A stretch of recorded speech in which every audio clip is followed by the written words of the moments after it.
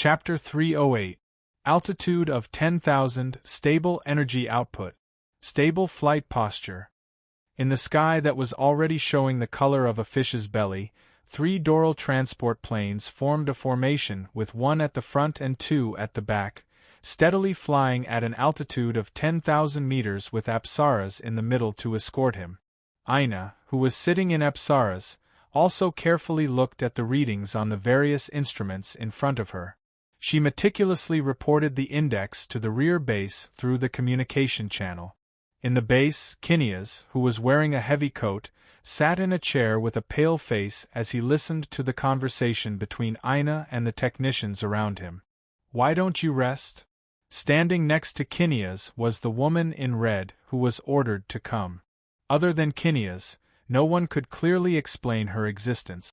The experiment has already reached the most critical juncture. Miss Q. If I just lie in bed and do nothing, I'm afraid there will be no place for us in this world. No place for us? Miss Q raised her eyebrows slightly as if she was slightly shocked by Kinia's words, but she didn't have the intention to delve deeper. After all, to her, this world, and even the man sitting next to her, was just a passerby. Then, Kinias, are you confident you can complete this big guy in the shortest amount of time? Miss Q's eyes moved as she looked at the readings on the main screen in front of her, and asked softly. It's not that I'm confident. It will definitely be completed. Kinia's face was very pale, but his eyes were still bright and even had a trace of determination. Then, let me look forward to it. Major General Kinias. Miss Q's mouth curved up slightly. Kinias didn't say much and only nodded slightly. However, Miss Q knew that under Kinia's body, there probably wasn't much life left for him to squander. The sun rose. The dim cockpit also became brighter with the rise of the sun, revealing Ina's face hidden behind the glass mask. Mississippi Ina. We'll arrive at the test site in 5 minutes. Please be prepared. Under the bright sun, Norris DFA-03 Dorp fighter arrived from the rear. With the arrival of the 2 Doppler fighters, the Dora transport aircraft around Apsaras also began to turn around and return to the base. Their escort mission had been completed, and the rest was left to Apsaras and the 2 Dop fighters that had arrived. Understood. Dora could return to the base. Thank you for your hard work. Ina nodded. After expressing her gratitude for the Doral transport aircraft's escort, she began to descend towards the barren land below. There was a large canyon here that was large enough for Apsaras to hide. Ina could also use this canyon to test Apsaras' mobility. It could be said to be killing 2 birds with 1 stone. Norris glanced sideways at Apsaras, who had descended to a certain altitude, and issued a warning to his wingmen to keep a close watch on the surroundings. He knew that even if there weren't any Federation army strongholds around this barren land, he still couldn't eliminate the possibility that the Federation army would appear nearby. In particular, he still clearly remembered the small white mech he encountered in the rainforest. After being rescued by the rescue team, Norris immediately sought out Kinias and reported his experience to him. However, even in the face of the video extracted from the destroyed Zagu-I, Kinias could only nod and not make any other comment. He left the information aside and ignored it. This reaction made Norris unhappy, but he couldn't do anything about it. Because he knew that Kinias had put all his attention on Apsaras and had no time to care about anything else. Since Major General Kinias has no time to care about anything else, then I'll take care of the small white mech. The roar of the Doppler fighter's engine resounded through the sky, as if Norris had made up his mind. It echoed in the barren land for a long time. They're here. Elidoya's eyes lit up as he covered his headset with both hands and yelled loudly. Everyone, get ready. Amada Shiro, who gripped the clock pendant tightly, reacted quickly and gave the order to get ready. At this moment, no one would rashly make a sound, and no one would attack in advance. Everything would go according to the plan. Rumble. While everyone was calm and waiting for the best time to arrive, a thunderous rumble came from the canyon. It seemed that there was a huge monster rushing towards them along the narrow canyon. Neguri! Monitor! How's the monitor? The sound from the headset was much louder than the rumbling outside. Elidoya tried to distinguish the sound from the headset while asking Neguri, who was sitting in front of the monitor. Yes. Not yet. No. It's here. It's that big guy from before. When Neguri subconsciously replied that he didn't see anything, a huge figure suddenly appeared on the screen. At this moment, Neguri jumped up as if he had been electrocuted and shouted a reminder. Pass the predetermined coordinates. Get ready to shoot. As the main controller, Karen immediately controlled the machine to remove the camouflage cloth the moment Apsaras passed the predetermined coordinate. She raised the grenade net that was already prepared and prepared for the best time to attack. Sandus Kai, are you ready? Increase the output of the beam rifle to the maximum. The moment Karen's voice sounded in the communication channel, Shiro Amada immediately issued the next order. In order to ensure the success of this mission, Captain Kojima gave priority to the 8th Squad with the latest batch of equipment that was delivered with great difficulty. Among this batch of equipment, there was a beam rifle that was specially configured for Marine Gouda. Although this beam rifle was based on the original beam rifle used by Gouda and was mostly optimized, it was indeed a powerful weapon in the Southeast Asian battlefield. A huge black shadow flew across the canyon. Aina, who was sitting in the cockpit of Apsaras, seemed to be unaware of what was about to happen. She was just following the original plan to test the performance of Apsaras. Bang! Bang! Bang! Suddenly, when Apsara's huge shadow swept across the bottom of the canyon, a series of weak explosions sounded. Aina, with her keen senses, also caught the sudden abnormal situation at this moment. However, Ayane's reaction was always one step too slow. She only caught the occurrence of the abnormal situation but did not take effective action to stop the abnormal situation in time. Boom! Boom! The launcher installed at the bottom of the canyon launched floating bombs into the air. The moment Apsaras passed by, it detonated on the spot, causing a series of violent explosions that sealed off Apsara's escape route. Attack! Support aircraft! Support aircraft! Now Apsaras is under attack. Can you hear me? Hurry up and support. In the roaring explosion, Aina immediately sent out a distress signal.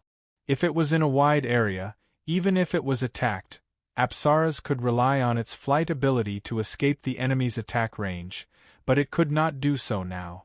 After all, Apsaras was in a narrow canyon, and its range of movement was greatly limited. Is this a premeditated attack by the Federation Army? There was no other way. Aina could only move into the depths of the canyon. This was the only choice, but it was also the choice to walk into a trap. Boom! Amidst the huge wind, Apsaras pushed forward with all his strength, trying to escape from the enemy's attack range in the shortest time possible so that he could get a chance to fly away from this barren land. However, Karen, who had been waiting for a long time, would not just watch Apsaras slip away like this. Don't even think about escaping. Karen pressed down hard on the trigger, and the prepared net grenade was launched with a loud bang.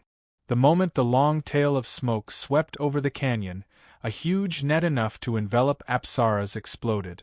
With the help of a stabilizer, Apsaras' escape route was blocked. As long as Apsaras maintained his original speed and continued to sprint forward, he would inevitably fall into the trap woven by this huge net. In order not to fall into this trap, Aina gritted her teeth and used all her strength to barely stop Apsaras in a high-speed state under the overload caused by the strong inertia. Chance. Sandus. Ray Minkai. Apsaras stopped. Unwilling to miss this good opportunity, Shiro Amada decisively issued an attack order. Buzz. Buzz! The two beams of light crossed each other's left and right, piercing through the void and hitting the top of Apsala's armor. However, since only the armor was hit, Apsala's didn't suffer much damage. However, Apsara's height had dropped sharply, and he landed on the ground at the bottom of the canyon in a few seconds. Back up! Can you hear me? Come and support me! As Aina tried her best to stabilize Apsara's, she kept sending out signals for help. At the same time, the huge black muzzle in front of Apsara's was raised and aimed at the black figure on the cliff. Gauda, be careful. Sandus, leave the cliff. Although Ray Minkai's Gauda had not yet reached the edge of the cliff, Ray Minkai already knew Apsara's next move. Therefore, Ray Minkai loudly warned Sandus. What? Sandus was shocked, but he still followed his instinct and left the cliff according to Ray Minkai's warning. However, before the land fight Gundam could take a few steps away, several dazzling rays of light suddenly pierced through the cliff that Sandus land fight Gundam was standing on, and began to wander around wantonly. Be careful! Sandus! Get out of there! A look of horror flashed in Shiro Amada's eyes. Although the previous exploration had proved that Apsara's had a powerful beam weapon, this was the first time he saw such an amazing effect. Boom! At this time, Sandus, who was trying his best to control the aircraft to avoid the beam attack from below, was careless and the beam gun in the aircraft's hand was broken by the beam and exploded on the spot. Damn it! Sandus, who had quick reflexes, had his plane raise its shield to block the aftermath of the beam gun's explosion. He also chose to unleash the propulsion of the land fighter Gundam's backpack, narrowly escaping from the beam gun's barrage. However, before Sandus's Gauda could stand firm, the DOP fighter driven by Norris finally arrived. 1-2. It's a small team of MS fighters. It seems that the Federation has discovered that this is Apsara's testing ground. Within the DOP fighter, Norris's gaze quickly swept across the battlefield, and he had a rough understanding of the situation on the battlefield. You stay here and restrain the MS fighter. I'll go support Miss Aina so that Apsara's can take off successfully. Yes. Now, Norris, who only had 2 DOP fighters in his hands, made a helpless but only choice. Tut tut tut tut tut. The 20mm Vulcan cannons equipped on the DOP fighter spat out tongues of fire of varying lengths and rained down a torrent of bullets on the enemy in Norris' eyes. And the target identified by Norris was Ray Minkai's Gauda. Dang dang dang dang. The whistling bullets blew up clouds of dust on the ground and set off bursts of sparks on Gao Da's shield. The DOP fighter quickly swept over Gao Da's head. TSK. Why are they targeting me? Ray Minkai was a little surprised that he became the target of the DOP fighter. But it was inevitable. Among all the Gao Das present, the only one that could pose a threat to Apsara's was Ray Minkai's Gao Das beam rifle. In order to ensure the successful launch of Apsara's, Ray Minkai's Marine No. 4 Gauda had become a thorn in Norris' side. I will never let you become an obstacle to Miss Aina. In the DORP fighter that completed a small circle, Norris did not hesitate to lock onto Marine No. 4 Gauda and pressed the button of the 30mm 6-mount missile launcher equipped on the DORP fighter. Boom, boom, boom. 6 consecutive missiles were fired out by Norris without hesitation, all of them heading straight for Marine Gauda. TSK. You really think highly of me? Looking at the incoming missile, Lei Minkai pressed the button of the rocket launcher that was as tall as his chest with his right hand. Tut tut tut tut. At the same time, the Gundam No. 4, under Lei Minkai's control, quickly retreated, and in one fell swoop, he activated the power of the backpack and pushed it to the maximum. Boom! The roar of the Vulcan cannons, the whistling of the missiles, and the roar of Gao Da's backpack became the main theme at the moment. Chapter 309. The heavy shield was swung by No. 4 Gundam, and the black smoke blocking the front was completely dispersed, revealing the DOP fighter jet that was rapidly turning in the sky ahead. Hey! This kind of skill is not something an ordinary pilot can do. If the pilot piloting Gauda was a novice, He might have suffered a lot from the attack just now. The shield in Gao Da's hand was already full of scars. As long as he suffered one more round of attacks, he would step onto the final fate of being destroyed. Another round? But Dop doesn't have many missiles left. After completing a new round of turning maneuvers, Norris glanced at the shield in Gao Da's hand.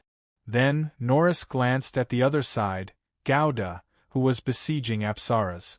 Now, the land-based Gundam that was attacking Apsaras had most of its firepower restrained by another Dorp fighter, which was Norris Wingman. Therefore, Apsaras was not in a dangerous situation. With the help of the newly installed diffuser beam weapon, Gauda was faintly suppressed. As long as the current situation was maintained steadily, Apsara's escape was inevitable. Is this the only troublesome thing? Norris took a deep breath. He knew that relying on a single Dop fighter would not be able to defeat the opponent's MS. Even if the current situation was back and forth, it was only because the opponent did not use more means. If the opponent abandoned defense and only relied on the armor on their body to resist the attack of the Dop fighter and launched a forced attack, the end of the Dop fighter would not be far away. I must get Miss Ina out of danger as soon as possible. This thought appeared in Norris's mind, then he opened the communication channel. Miss Ina, please don't worry about our safety. As long as there is a chance, retreat immediately. Compared to Dop, Apsaras's existence is more important. Under the canyon, Ina, who was constantly using the diffuser beam to deal with the 8th team's attack, was slightly taken aback. Then she bit her lip and nodded. I know.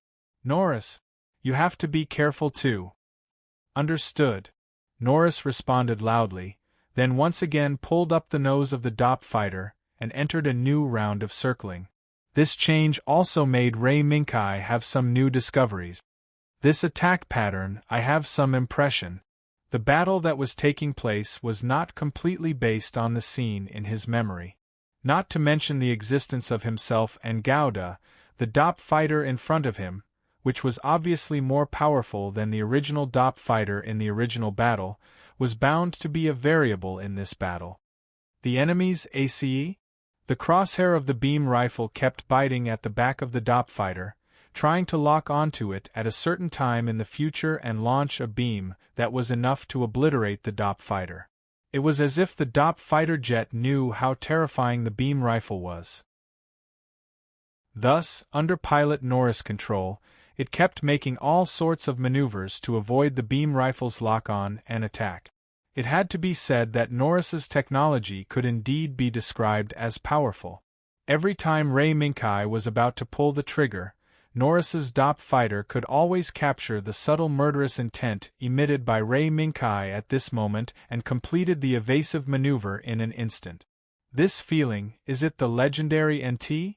Ray Minkai's eyes locked onto the Dop fighter. Although he knew that Norris had appeared, he didn't know that Norris was now sitting in the Dop fighter that was fighting with Gauda. Therefore, the Dop fighter's many stunning performances amazed Ray Minkai. Beep beep beep beep. The beam rifle's crosshair flashed for a while, and once again locked onto the Dop fighter. However, Ray Minkai did not immediately pull the trigger. Instead, he raised his hand and pulled the scope away, giving up the auxiliary function of the sniper scope. In the next second, Number 4 Gauda waved his left hand back, and the broken shield in his hand fell to the ground, splashing a burst of sand and dust. Immediately afterward, the fire god cannon installed on the left chest exploded. Vroom vroom vroom. The roar of the fire god cannon tore through the hot air, shooting the whistling bullets into the air, and a chain of bullets that almost formed a ray of light was thrown at the Dop fighter. TSK. Your reaction is really fast. Seeing this, Norris's movements changed. He immediately pulled the distance between the Dop fighter and Number 4 Gauda, and made several rolling maneuvers in a row to avoid the bullet chain fired by Number 4 Gauda's fire god cannon. Vroom. In an instant, the moment the Dop fighter was about to avoid the bullet chain attack, a beam of light broke through the air. Not good. The moment the blazing beam of light broke through the air, Norris, who was shocked, immediately pulled the joystick, trying to make a maneuver that was enough for the DOP fighter to completely avoid the beam attack before being hit by the beam. However, the speed of the beam of light was too fast. In the blink of an eye, the moment the DOP fighter made a movement to lift the nose, the beam of light had already brushed past the belly of the DOP fighter. Boom! The blazing particle flow instantly melted through the skin of the DOP fighter, completely exposing the ammunition depot of the DOP fighter. If not for the fact that Norris had already used up more than 2/3 of the ammunition of the DOP fighter jet in the previous battle, Norris and the DOP fighter jet would have been engulfed in the explosion that led to the underworld along with the DOP fighter jet. However, even if the DOP fighter was freed from the explosion of ammunition, it was no longer able to fight in its current state. Listening to the painful groans from all over the fuselage, Norris knew that he had reached the point where he could no longer continue to fight. Even if he had the thought of perishing together with the enemy, the DOP fighter that had lost most of its control and could barely rely on inertia to control its course at a small angle was no longer able to do this. "Miss Ina, I'll stop here. Wingman, you must open up a path for Miss Ina." As the DOP fighter fell into the rainforest on the edge of the wilderness, Norris's voice also reached Ina's ears through the communication device. Norris. Ina was stunned. As if she had realized something, her expression immediately became painful and sad. Then, Apsilas, who was at the bottom of the canyon, suddenly increased the output of the V engine to the limit. Boom! The turbulent energy storm instantly set off a sandstorm at the bottom of the canyon that completely covered Apsila's figure. "What? Be careful! Retreat!" As soon as Shiro Amada saw the sudden sandstorm that rushed from the bottom of the canyon to the top of the cliff, he immediately warned. However, it was too late. In the billowing sandstorm, Apsila's huge figure suddenly rushed out of the sandstorm. In the next moment, the huge beam mega cannon in front of him lit up with a terrifying flash. At this moment, the one facing the flash was Gauda, piloted by Sandus. "Am I going to die?" The man who was called the Grim Reaper, by others, gritted his teeth and faced his impending fate. "Sandus, get out of the way!" Suddenly, a huge figure jumped from the edge of the cliff. With the help of the powerful thrust provided by the propulsion backpack, it slammed into the side of Apsilas. The moment the large-caliber mega-beam particle cannon fired, it forcibly changed the firing axis. Boom! In an instant, the world in Sandus' eyes lost all color, leaving only the dazzling light that symbolized death. Sandus seemed to have lost all ability to speak in the shroud of this light. He could only stare blankly at the light that symbolized death in front of him until the moment it disappeared. He heard Shiro Amada's voice. "Sandus, get out of there!" What followed was a loud noise caused by the violent collision between the metals. Boom! Apsilas, who was being forcefully pushed by the Lanzan Gundam, lost control and crashed into the cliff on one side. However, under Ina's control, she managed to stop it from crashing into the cliff. After that, she turned around and slammed the other side of the Lanzan Gundam driven by Shiro Amada into the cliff. The violent impact almost made Shiro Amada unable to hold the joystick tightly. Apsilas did not just slam Gauda into the cliff, but he also pressed Gauda into the cliff and dragged a deep scratch on the cliff. At the same time, Gauda's armor and parts could not withstand the powerful force of friction and pressure, so they fell off Gauda's body one after another. "Damn it! I can't let you get away like this." Shiro Amada, who was forced into a desperate situation, decisively pulled the trigger of the Fire God cannon. Tut tut tut tut! In a burst of sparks, the Vulcan cannon finally broke through Apsaras's armor and damaged the parts protected by the thick armor. Boom! Boom! Explosions inevitably erupted from within Apsaras. Thick smoke billowed out from the gaps in Apsara's armor. An ear-piercing alarm rang in Ina's ears. In order to escape, in order to prevent Apusarus from being destroyed, and even more so because, in that instant, Aina seemed to have heard a familiar voice. That was the man who had once fought with her in the universe, but by a freak combination of factors, they had become allies in order to survive. A man who gave him a strange feeling, Shiro Amada. Yes, that was right. That voice should belong to Shiro Amada. In the midst of crisis and panic, Aina chose to quickly escape from the battlefield. Boom!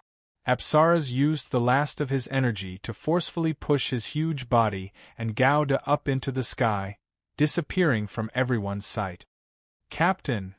Coming back to his senses, Sandus stared at the small black dot that Apsaras had turned into in horror. Virum! The light beam tore through the sky and blew up the Doppler fighter that was trying to retreat after Apsaras left. It still happened? The one who made this attack was number 4 Lu Gauda, piloted by Ray Minkai. Ray Minkai sat in the cockpit, looking in the direction where Apsaras disappeared, and sighed slightly. The departure of Apsaras with Gauda undoubtedly meant that the battle was about to come to an end. Moreover, in the battle just now, Ray Minkai received a signal from the White Cat State Zero, who had been in stealth mode all this time. Judging from the content of the signal, this guy seemed to have obtained very important information. However, White Cat State Zero still had something to confirm, so he could not rush back in time to meet up with Ray Minkai. Is it Apsaras? Although White Cat State Zero did not elaborate on what it was and had to confirm it personally, Ray Minkai had already guessed it. Eladoya, can you confirm the captain's signal? Karen's anxious voice echoed in the communication channel. Similarly, everyone in the 8th Squad was in the same situation.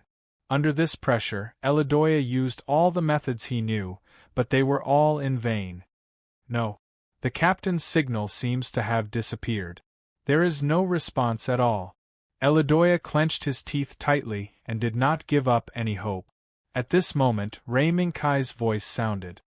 Eladoya, send a distress signal to the captain. Right now we can't find the captain's signal at all with just us. The only way to do this is to use a reconnaissance aircraft. Ray Minkai's suggestion was indeed the most likely way at present. However, other than this, everyone still wanted to rely on their own strength to find Apsaras and Gauda's whereabouts. In this regard, Ray Minkai could only shake his head. He looked up. Right now, Apsara should have flown to the sky above the snowy mountain in the distance, right?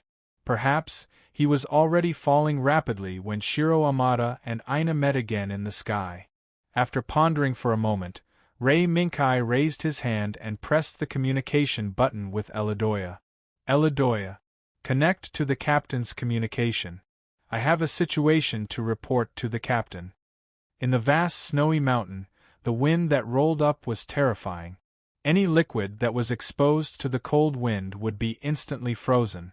Under such circumstances, any creature that didn't take any measures to keep warm would die in this cold, snowy land. In the cold wind, a woman in a red pilot uniform walked with difficulty on the snowy mountain slope. She did not know where she should go, but she knew that she had to find that person in this cold wind. Is that you, Shiro? Aina raised her head and squinted her eyes, trying her best to look forward. Suddenly, a figure appeared in the midst of the gale. It was a huge figure. White fur fluttered in the wind. A golden beast's eyes indifferently looked at Aina, who was barely standing in the wind. The huge and majestic head made Aine's body instantly tense up. A lion? A snowy white lion. Yes, that's right. What appeared in front of Aina was a 2-meter-tall snowy white lion. Chapter 310. The helicopter's propellers stirred the hot desert air, stirring up the sand and dust around the landing point, obscuring most of the vision of the people waiting for the helicopter to land not far away. This was the third team participating in the search and rescue of Shiro Amada. After Rei Minkai and Elidoya reported the situation to Captain Kojima, Kojima did not hesitate to send a number of search and rescue teams to search and rescue the area where Shiro Amada's Gouda land may have crashed. However, due to the complicated terrain and changeable climate, the progress of the search and rescue was not very ideal. Moreover, seeing that the progress of the search and rescue team was hindered, Karen, Elidoya, Neguri, and even Sandus took the initiative to request to participate in the search and rescue team. Due to various considerations, Captain Kojima finally agreed to their request. However, as a member of the 8th Squad, Rei Minkai was left behind and was ordered to return to the station immediately. Therefore, the helicopter that brought the 3rd search and rescue team over also became Rei Minkai's means of transportation back to the station. Second Lieutenant, please rest assured. I will bring the captain back in one piece. Sandus had been brooding ever since he was saved by Shiro Amada at the cost of his own disappearance. Including the last time they fought in the universe, this was the second time Shiro Amada had saved him. Okay. Sandus. Captain, I'll leave it to you. Rei Minkai looked behind Sandus and nodded. Now, in the entire 8th Squad, except for Sandus who came to see them off, Elidoya, Karen, and Neguri had all devoted themselves to the search and rescue. Therefore, only Sandus came to see them off.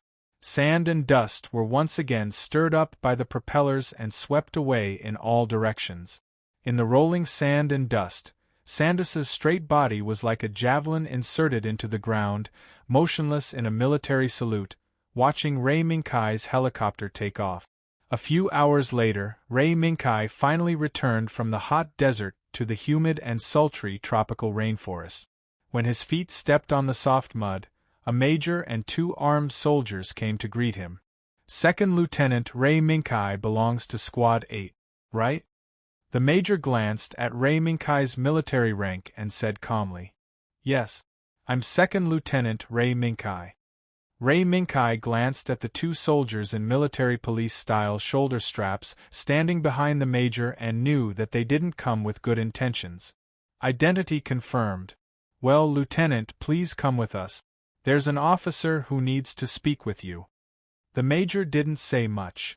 After confirming Rei Minkai's identity, he signaled the 2 military policemen behind him to bring Rei Minkai to the large pallet-level heavy land artillery warship that had never appeared in the encampment before. This heavy-duty battleship with a length of 215 meters and a height of 85 meters looked cumbersome, but in fact, it did use the air cushion function produced by the thermonuclear jet engine as a means of movement. Therefore, it could move on flat ground and even on water.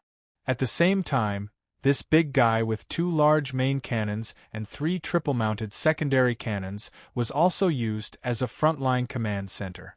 According to the major's words, it was not difficult to see that Rei Minkai was going to enter this big guy to meet the big man who was waiting in the frontline command center here. However, when Rei Minkai was brought to the land artillery warship, he found that the only person standing in the dim room was Commander Xiao Dao. You're here. Second Lieutenant Rei Minkai. Come here. In the dim light, Commander Xiao Dao waved to Rei Minkai and motioned him to come forward. At the same time, the major and the 2 military policemen who brought Rei Minkai here left the room. Rei Minkai, who was a little surprised, suddenly felt that this time it didn't seem to be a punitive expedition. This guess was confirmed when Rei Minkai walked to Xiao Dao. Buzz! As Rei Minkai came to Xiao Dao, a faint light suddenly rose from under Rei Minkai's feet.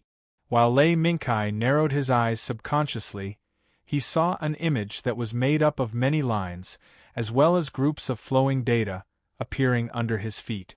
This, after adapting to the light at this moment, Rei Minkai also recognized the owner of the giant pattern that appeared under his feet. Apsila's. That's right. The pattern that appeared under his feet was Apsila's, and the data flowing around the pattern was the data collected from several previous encounters with Apsila's. Is it MA that we have encountered many times before? Of course. Lei Mingkai wasn't stupid enough to say the name Apsaras out loud. Otherwise, it would definitely bring him trouble. Yes. According to the previous encounters and the intelligence obtained by our technical department from the analysis of multiple energy engines collected by the joint operations of the 6th and 8th teams, the purpose of the enemy is probably to complete this MA, a terrible big guy. Xiao Dao looked down at the screen on the ground and said slowly, then looked up at Lei Mingkai. The power of this big guy, even if I don't say it, the second lieutenant who experienced the previous battle is very clear. Yes, Captain. Because of this, the captain of our 8th squad, Amada Shiro, disappeared with the demon in order to save his subordinates from the hands of this demon. Hearing Lei Mingkai's words, Xiao Dao sighed secretly. Captain Amada is a very good boss. He did what he could and did not hesitate to sacrifice his life to protect his subordinate. For this reason, I will do my best to search for the whereabouts of Captain Amada. After saying this slowly in a firm voice, Xiao Dao once again turned the topic back to Apsaras. Second Lieutenant, about the information about this big guy, I have reason to believe that you were the first to discover it. I want to hear your opinion. Opinion? Lei Mingkai's eyes flashed with a hint of surprise, but he did not show it. Until now, Lei Mingkai understood why Xiao Dao deliberately asked people to put on a look of condemnation and brought him here. It turned out that it was to understand the information about Apsaras. Perhaps in this station, except for the 6th and 8th squad, no one else had a clear understanding of the existence of Apsaras.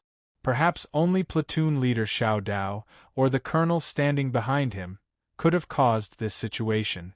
After giving it some thought, Lei Mingkai extracted the parts related to Apsaras from his memory and selectively told them to the little island. According to the information I received, the Gion army hidden in this rainforest has been hiding here since they were beaten up in East Asia.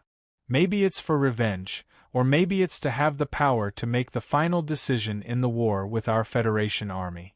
With that, Lei Mingkai stretched out his finger and pointed to the screen on the ground, pointing to the silhouette of Apsaras. In order to achieve this goal, they created this monster. Make the final decision. Xiao Dao's eyes narrowed slightly. Apparently, he was touched by Lei Mingkai's words. Based on the current progress of the Federation army on various fronts, Xiao Dao could already conclude that the best time for the Federation army's counterattack was coming. There was not much time left for Gion to jump around. Therefore, the power that Lei Mingkai mentioned to be able to decide a battle with a single strike was most likely true. But could it really be possible to rely on a large MA to make the final decision and reverse the entire war situation? Sensing Xiao Dao's confusion, Lei Mingkai wanted to say no, but he didn't say it out loud. Because Lei Mingkai knew that even if he denied this question, the colonel hiding behind Xiao Dao would inevitably think that Apsaras had enough power to change the entire war situation. According to my several encounters with this MA has the ability to fly freely at an altitude of 10,000 meters, and it is also equipped with a large beam particle cannon that is comparable to, no, it should be said that it is far more powerful than the main cannon of the battleship by several times or dozens of times. Lei Mingkai chose his words carefully and described the Apsaras he was familiar with. Although in the battle in the desert, we didn't witness the full power of this beam cannon, we can see that this beam cannon has the power to easily wipe out an entire MS team in the blink of an eye. If we allow it to be perfected like this, I'm afraid there will be one more demon above our heads. After listening to Lei Mingkai's description, Xiao Dao's eyebrows twitched sharply a few times, and the corners of his mouth trembled for a while. Finally, Xiao Dao was silent. He knew that what Lei Mingkai said was true. Whether it was the battle video extracted from Marine Gauda of the 8th team or the exploration research of the captured energy engine by the engineering team, they all undoubtedly pointed to one fact. The enemy was indeed developing a terrifying weapon that could raze a mountain to the ground in an instant. After a long silence, Xiao Dao finally slowly raised his head and looked at Ray Mingkai. Let's call it a day. Second Lieutenant Ray Mingkai, thank you for your hard work, but there are more tasks waiting for me in the future. I'm afraid we won't have the time to have a good dream before we eliminate this demon above us. Yes, Captain. I fully understand and accept this. As long as the captain needs it, please give the order. Ray Mingkai immediately saluted. Yes. You may leave. Also, find your captain as soon as possible. Yes. However, just as Ray Mingkai turned around and left, Xiao Dao suddenly asked a question that seemed inexplicable to outsiders, but to Ray Mingkai it was a matter of course. Second Lieutenant, do you think Captain Amada will betray us? Betray us? Ray Mingkai asked knowingly. It's just a hypothesis. Second Lieutenant, don't take it seriously. Xiao Dao shook his head and smiled bitterly. Is that so? Ray Mingkai pondered for a moment, turned around again, and said seriously to Xiao Dao, in my opinion, the captain may be tired of war, but he will never betray the Federation. On the contrary, sometimes, the captain will fight with all his might for the people he misses in his heart and end the war. Xiao Dao was stunned by Ray Mingkai's words for quite a while. In the end, Xiao Dao burst out laughing. Ha ha ha ha. I see. I understand. As expected of Shiro Amada. I understand now. After laughing for a while, Xiao Dao gradually stopped laughing. Thank you, Second Lieutenant Ray Mingkai. Sure enough, the team members who get along with each other day and night know their captain best. Okay. Second Lieutenant, go and find your captain. Yes. Swoosh. Xiao Dao looked at the automatic door that blocked Ray Mingkai's figure outside the door, then raised his hands and clapped. With the sound of the clapping, the dim room was suddenly shrouded in bright light. Moreover, 4 huge screens appeared in the front, back, left, and right of Xiao Dao. On these 4 screens were the generals in charge of the various battlefronts on Earth, and even the Southeast Asian battlefront, as well as Xiao Dao's immediate superior, Colonel Rhea. Xiao Dao. It seems that the second lieutenant is doing a good job on your side, Colonel Rhea said slowly. His speech also represented the approval of many generals. Yes.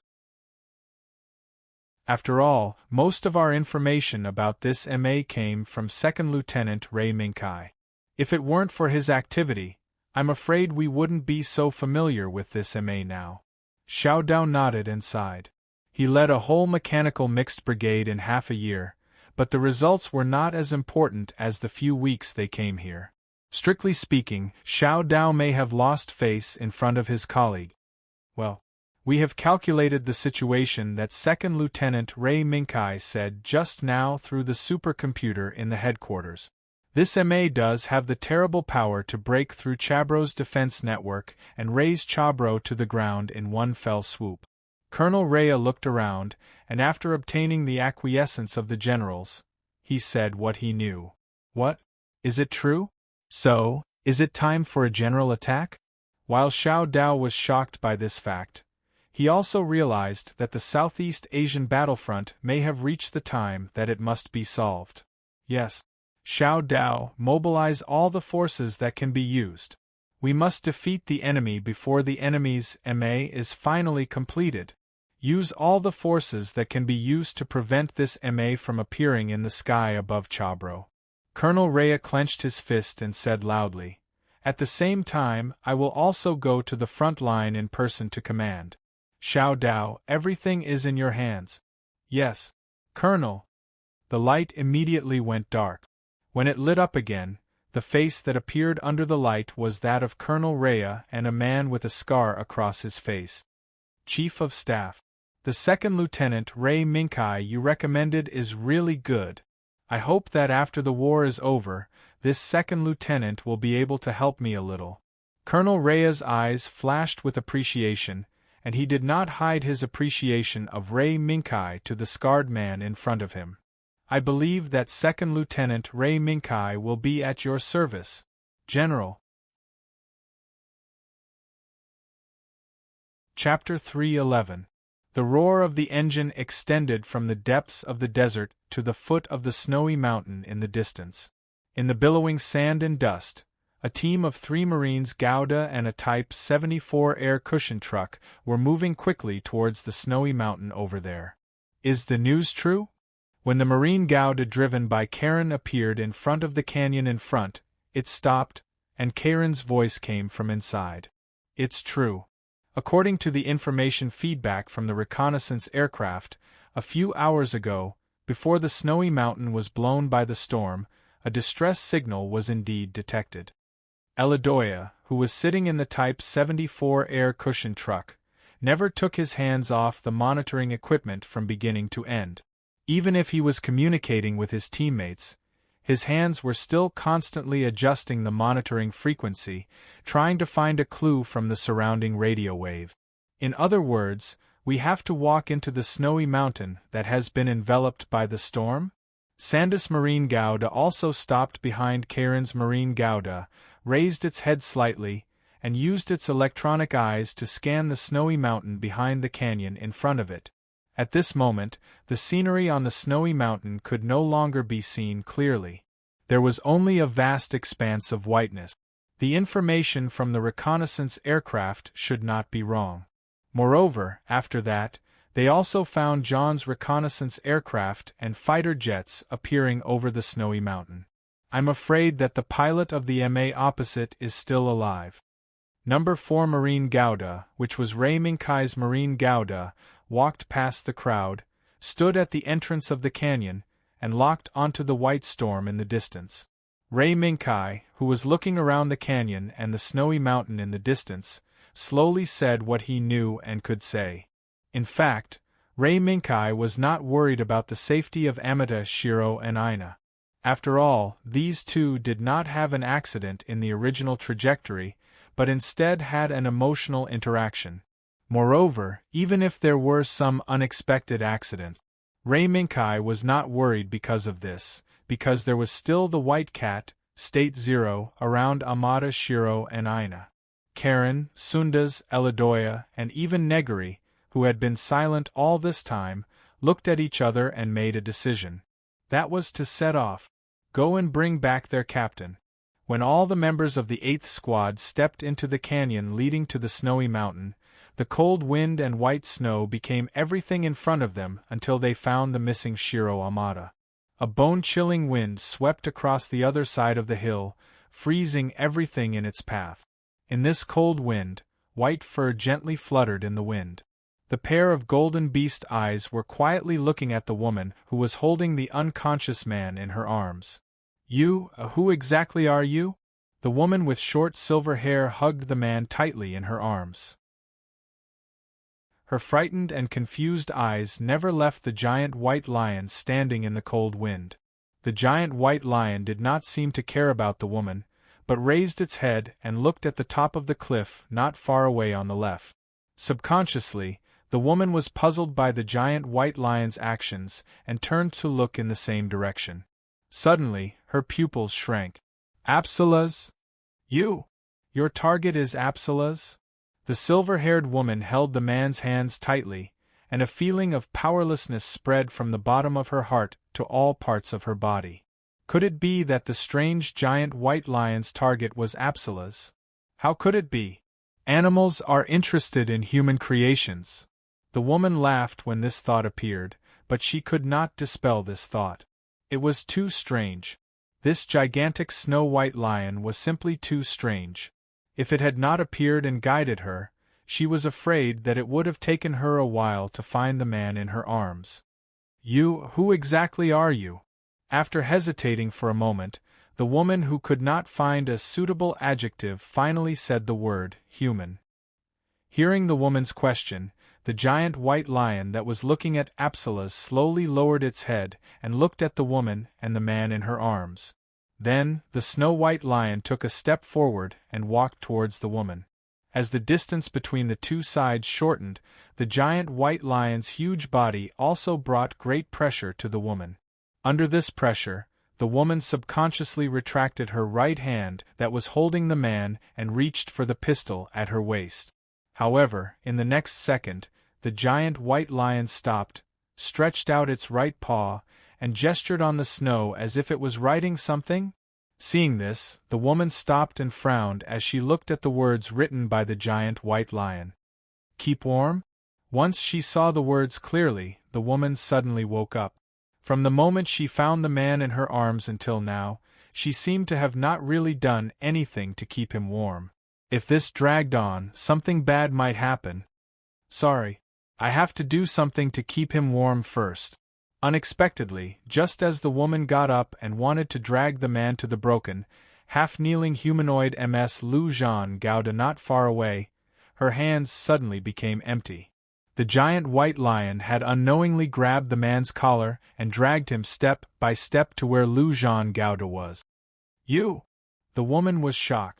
The giant white lion's huge body that was at least 2 meters tall was actually able to drag the man in her arms away unknowingly.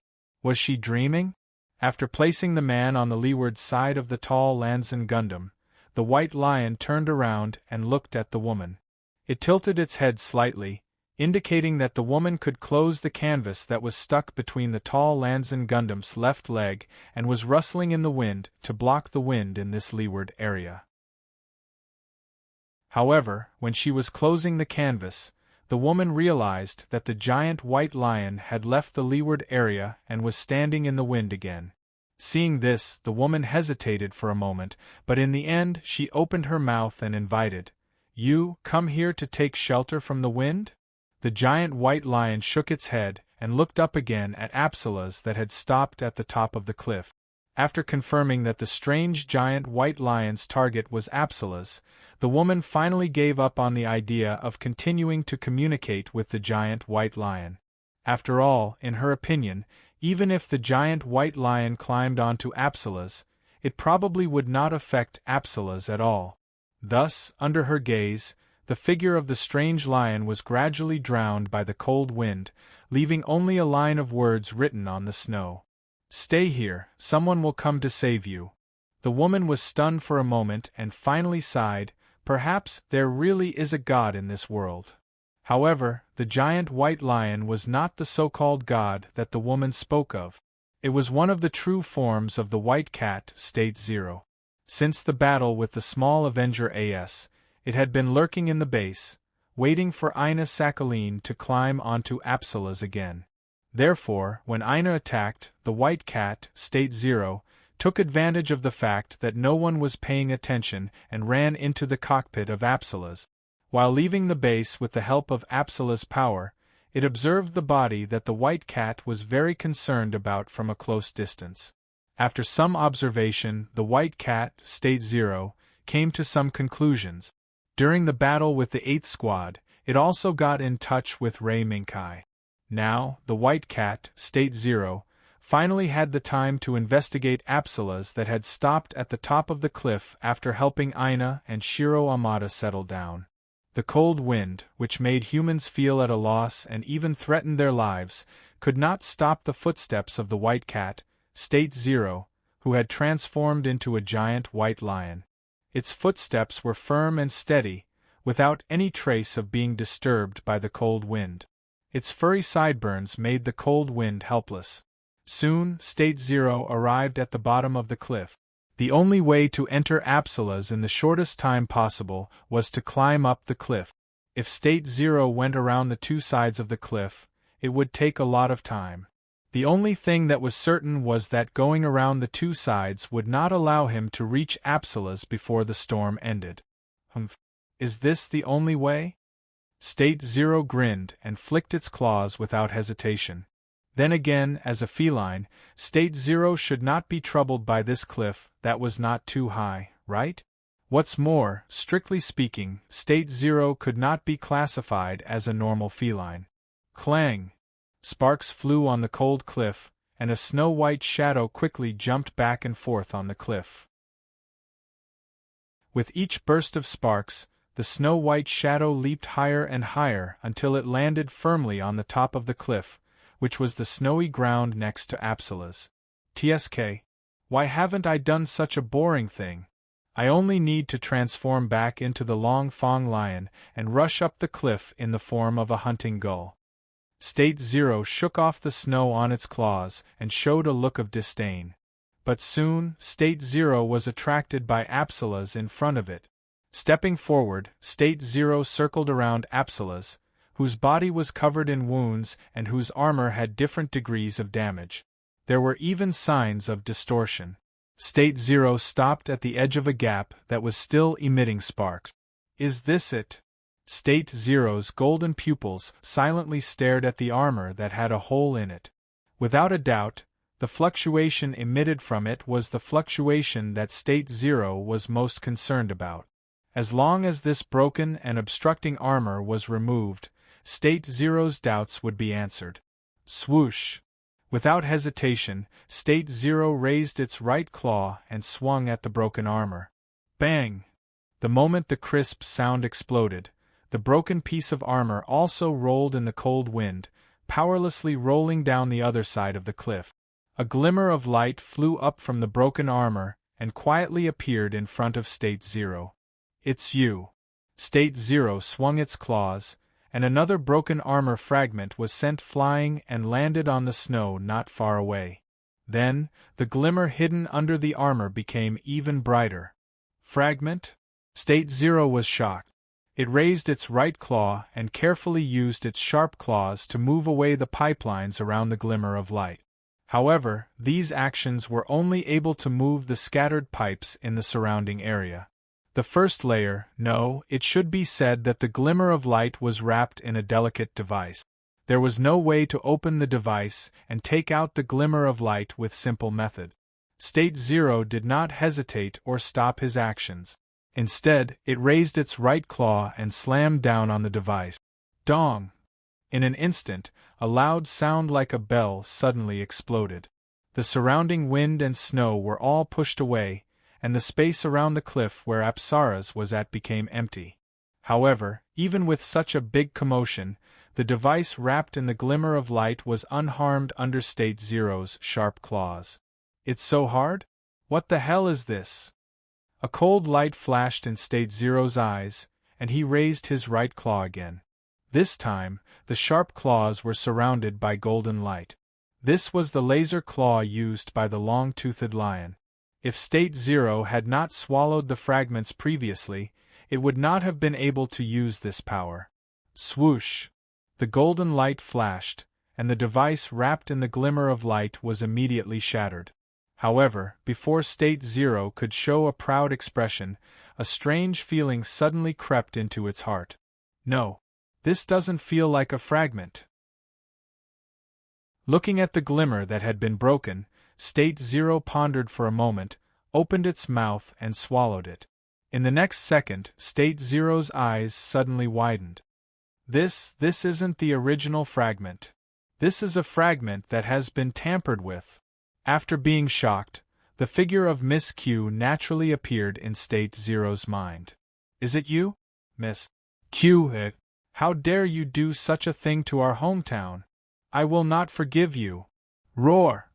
The extremely angry Snow-White Lion immediately let out a roar that shook the heavens and earth.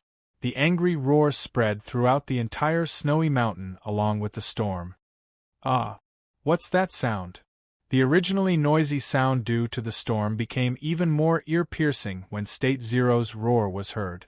Eladoya almost could not stand it, and he accidentally threw the earpiece to the other side. Eladoya! What's going on? Everyone who sensed the abnormality, or rather, heard the roar, asked one after another. No. I don't know either. Maybe it's the monster letting out a roar of dissatisfaction. Hey! I say, let's quickly find the captain and leave this snowy mountain, okay? I heard from the locals that there are monsters roaming this snowy mountain. What nonsense are you talking about? Maybe it's just a lion. Ray Minkai shook his head helplessly. Chapter 312. The snowstorm that swept through the snowy mountains gradually subsided. As the vast expanse of whiteness that once obscured everyone's sight once again restored the beautiful scenery of the sky and snowy mountains, the snowstorm finally stopped. However, unfortunately, the 8th squad that braved the snowstorm encountered a small but fatal avalanche before the snowstorm subsided. Fortunately, Ray Minkai issued a timely warning the moment the avalanche erupted and gathered all the Gao de Marines together.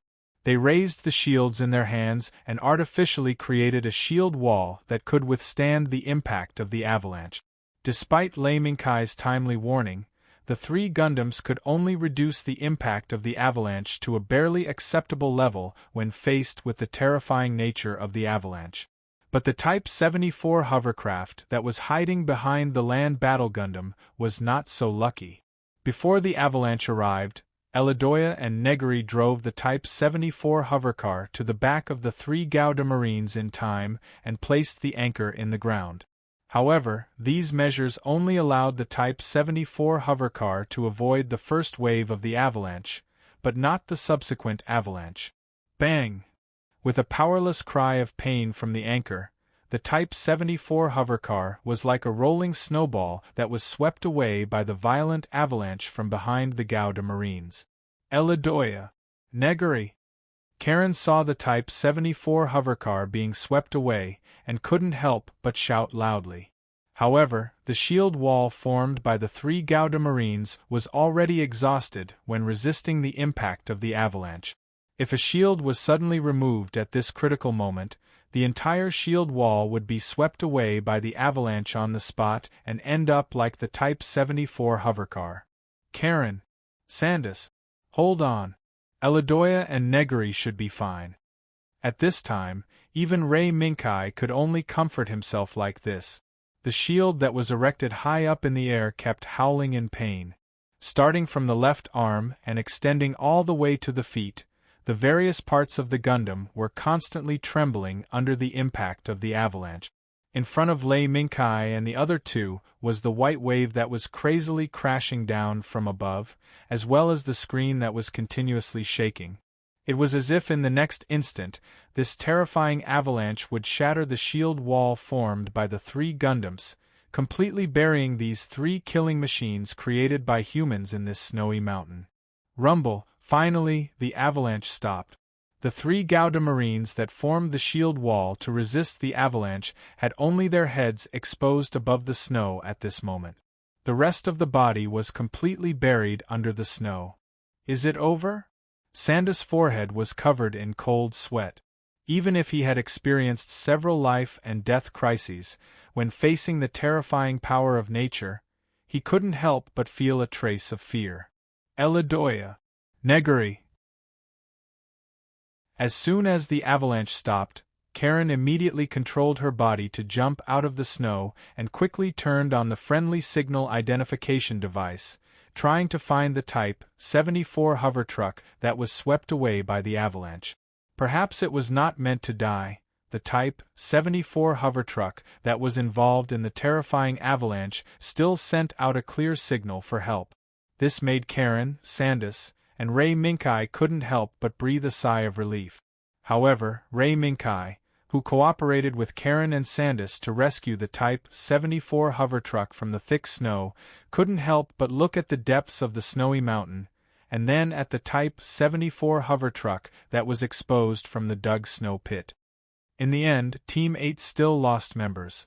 Yes, Eladoya avoided the serious injury caused by the impact of Apsaras, but he was injured by the avalanche that shouldn't have happened. Lei Minkai couldn't help but shake his head when he saw Michael and Sandus carefully carrying Eladoya out of the overturned Type 74 hover truck with their heads covered in blood.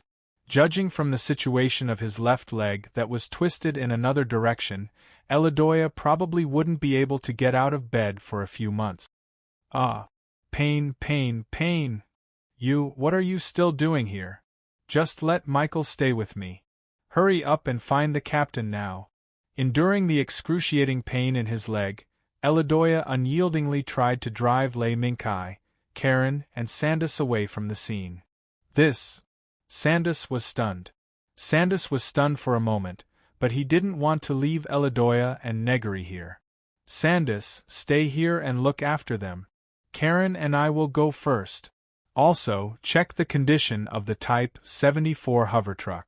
If it can still be started, it's best to let them return to the search and rescue assembly point first.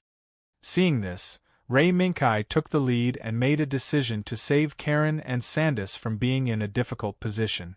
Yes, let's do that. Sandus, second lieutenant, and I will go find the captain. Now this damn weather should be over. The next journey will be a lot easier. Sure enough, Karen followed Ray Minkai's words and persuaded Sandus. Well, okay.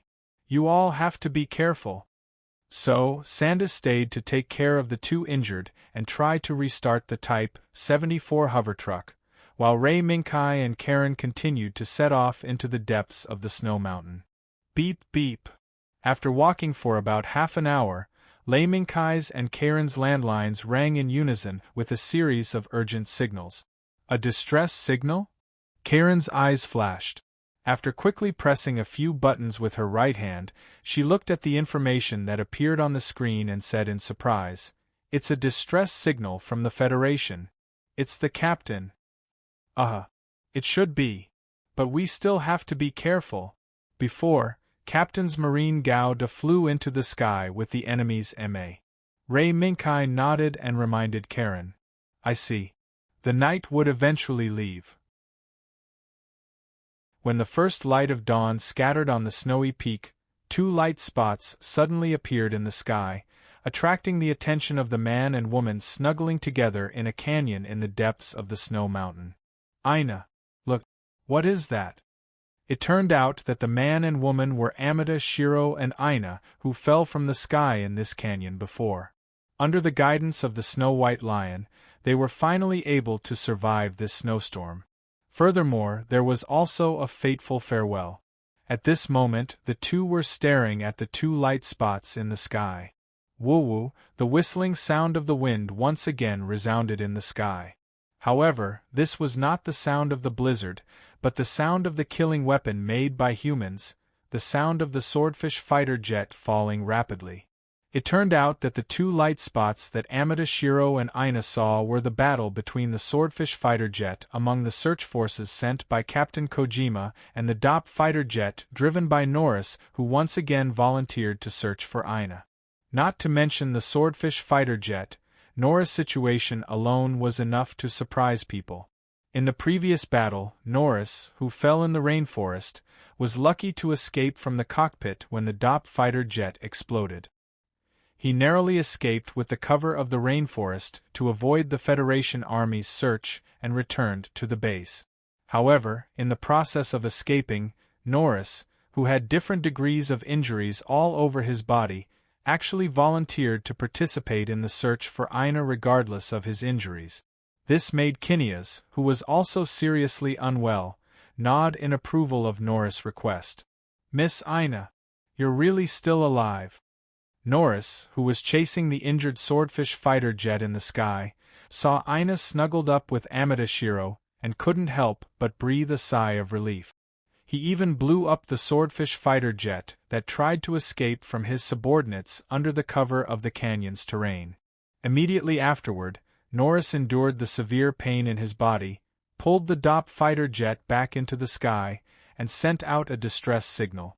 However, another swordfish fighter jet rushed into this airspace from another direction, and behind this swordfish fighter jet was a transport plane used by the Federation Army, Steel Bailey. The moment this Steel Bailey entered this airspace, it discovered the existence of Apatsalas and quickly flew above it. It tried to drop Marine Jim in the belly of the Steel Bailey to Apatsalas' side, trying to retrieve him. Aina, who saw this scene, did not hesitate to raise her hand and press the self-destruct button of Apsara's. Even if Amada Shiro was standing next to her now. Boom!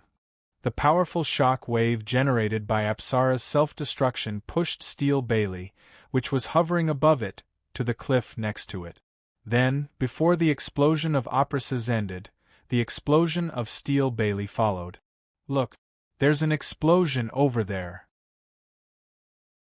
The moment the two almost simultaneous explosions reverberated back and forth in the canyon, Ray Minkai and Karen, who had already arrived nearby, also noticed the movement there. "It's Captain. Quick, let's go." Ray Minkai looked up at the sky. Sure enough, the DOP fighter jet and another Lugan tactical reconnaissance plane flying quickly from the horizon were converging toward a certain coordinate ahead. It seemed that Aina was about to part with Amatashiro. This journey was not far. But when Ray Minkai and Karen arrived at the target location, only Amatashiro and the extremely broken Lu Zhan Gao were left there. "Captain, are you okay?" Karen looked at Amatashiro, who stood in place blankly, and shouted in surprise. "I'm fine, Karen." Amatashiro's expression was not overly excited. Instead, there was a trace of doubt. This might be inevitable. Although Amatashiro did not take the initiative to confess what happened last night, Ray Minkai already knew. Moreover, Ray Minkai now had to deal with his own Miao. "Kai, go and kill that hateful woman for me. Our hometown. Our fragment was dealt with in such a way." While Karen's attention was all on Amatashiro, the white cat, State Zero, turned into a stream of light and rushed to Ray Minkai the moment number 4 Lu Zhan Gao opened the cockpit, and rolled on the ground while cursing a certain existence. Wait. State Zero, what are you talking about?"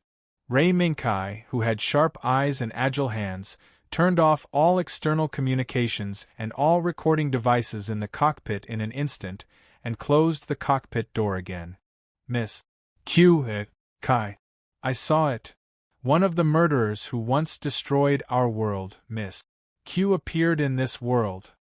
The white cat, State Zero's movements paused, turned over and stood on the console, and the fur all over its body stood up.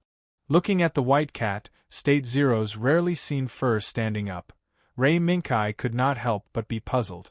Not only was he puzzled by White Cat Zero's hair standing on end, but he was also puzzled by the name Mississippi Q that White Cat Zero mentioned.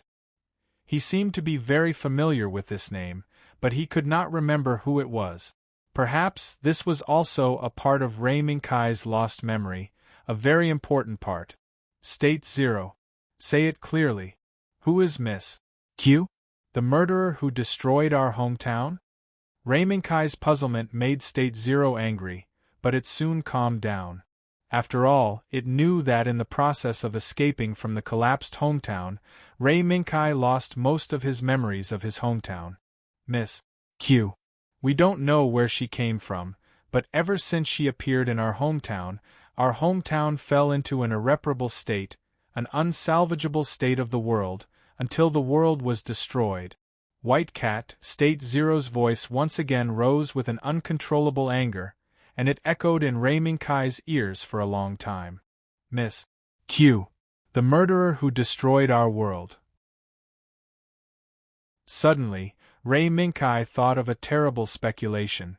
If the Miss Q mentioned by White Cat Zero really appeared here, then the so-called high-power energy output devices that John had sent over, and even the undecipherable engine, were probably part of the Miss Q's plot. "You guessed right, Kai. I saw Miss Q appear in John's base with my own eyes, and I also saw her give some technology to the female pilot's brother." White Cat, State Zero's gaze gradually turned cold. "Before meeting up with you, I had a battle with the robot she sent out. I'm afraid she will soon realize that I should say that I, someone who doesn't belong to this world like her, have appeared in this world." White Cat, State Zero raised its small head and looked at Ray Minkai quietly. It seemed that it was asking Ray Minkai, "What should I do?" Ray Minkai was silent for a moment, and then opened the communication channel. "Karen, send out a distress signal.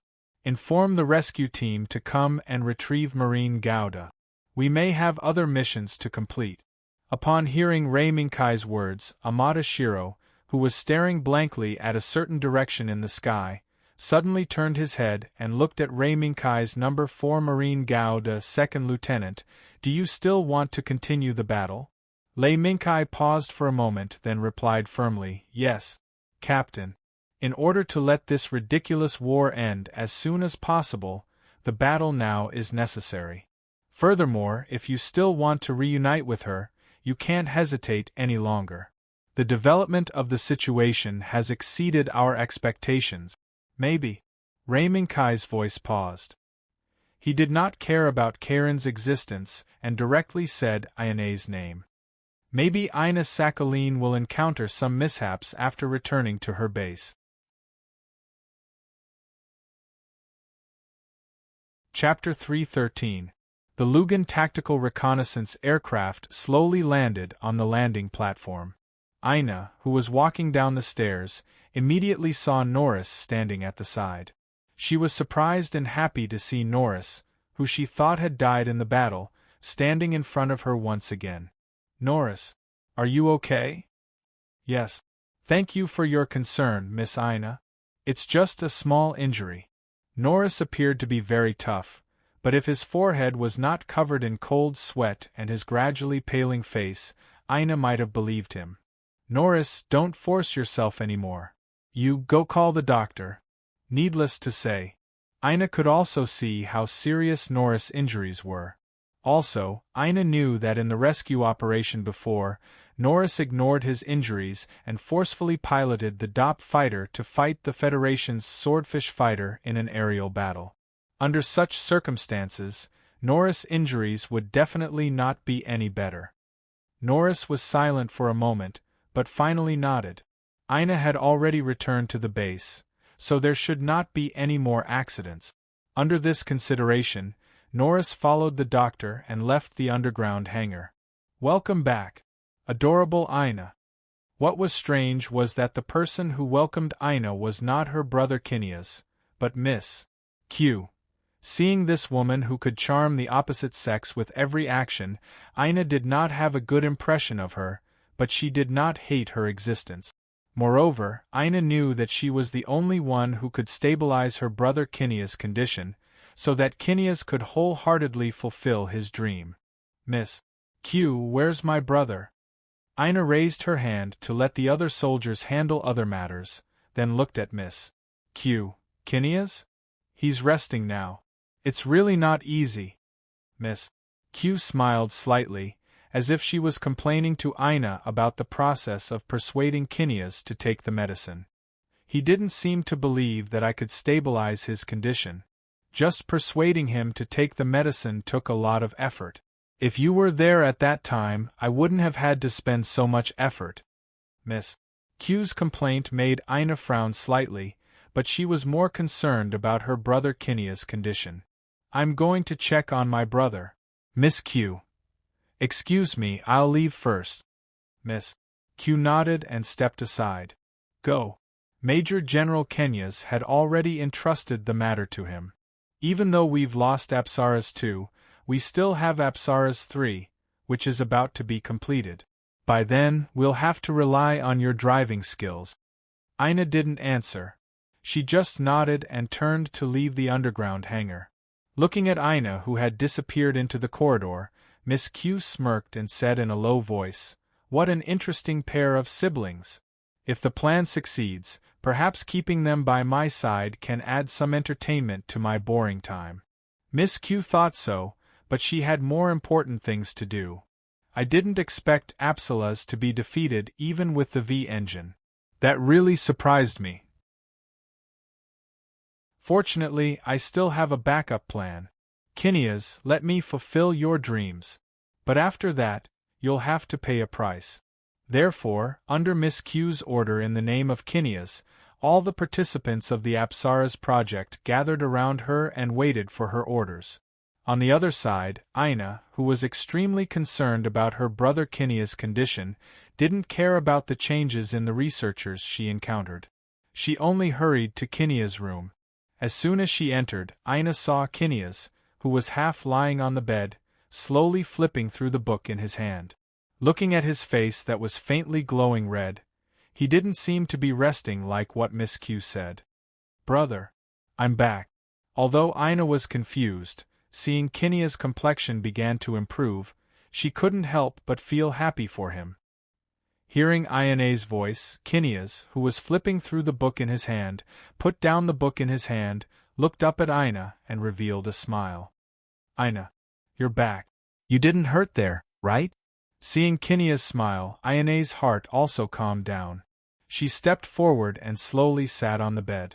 She looked at Kinnea's complexion, shook her head, and revealed a somewhat depressed expression. No. I didn't suffer any injuries. It's just that I detonated Apsaras. Kinneas closed the book in his hand and slowly shook his head. Don't be depressed, Aina. Any body will encounter accidents in the process of development. What's more, you don't care less about Apsaras than you do about me. You detonated Apsaras for a reason, right? Aina nodded, opened her mouth, and said part of the reason. When Norris discovered my whereabouts, the Federation Army's transport plane was trying to land next to Apsaras. In order to prevent Apsaras from falling into the hands of the Federation Army, I had to detonate it. Is that so? Kinneas nodded and slowly sighed. If that's the case, then, Aina, you did the right thing. But, as I said before, Aina, you don't have to be depressed. The new Apsaras has already begun construction. I believe that after a while, the new Apsaras will be the final model. At that time, you will still be the pilot of Apsaras. Aina looked at her brother Kinnea's confident face, nodded slightly, and softly replied to her brother. Is that so? Then, I will support you to fulfill your dream. Just like before. Aina. Kinneas was probably moved by Ayane's words. He suddenly stood up and hugged Aina. Aina. I know you're the only one who's firmly on my side. Brother. Aina. Please support me. Until I fulfill my dream. Kinneas softly called out his sister's name, but his eyes unknowingly showed some peculiarity. But Aina, who didn't notice it, only nodded and gave Kinneas an affirmative reply as usual. I will. Brother. Before Aina finished her words, she suddenly felt a sharp pain at the back of her neck. Then, her vision turned black and she lost consciousness. Puff. Kinneas gently caught the unconscious Aina. His face was expressionless, and all that could be seen was calmness. Swish! The automatic door opened. A graceful figure walked out.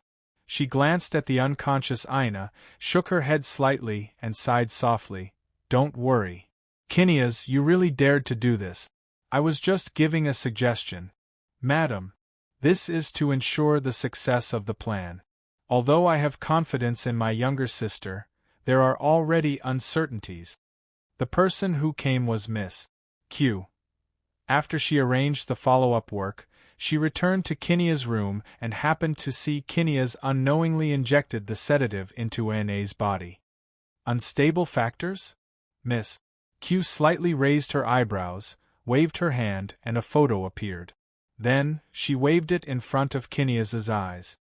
I originally wanted to remind you, but I didn't expect you to act first. Fine. To me, this is nothing. Also, I have already passed down your request. Now I have to prepare the engine of the new Apsaras. Miss Q put the photo in her hand beside Kinnea's bed and turned to leave. Kinneas didn't care about Miss Q's departure. He lowered his head and glanced at the photo. He pressed the bell beside the bed and called in the orderlies who were waiting outside to send Aina back to her room.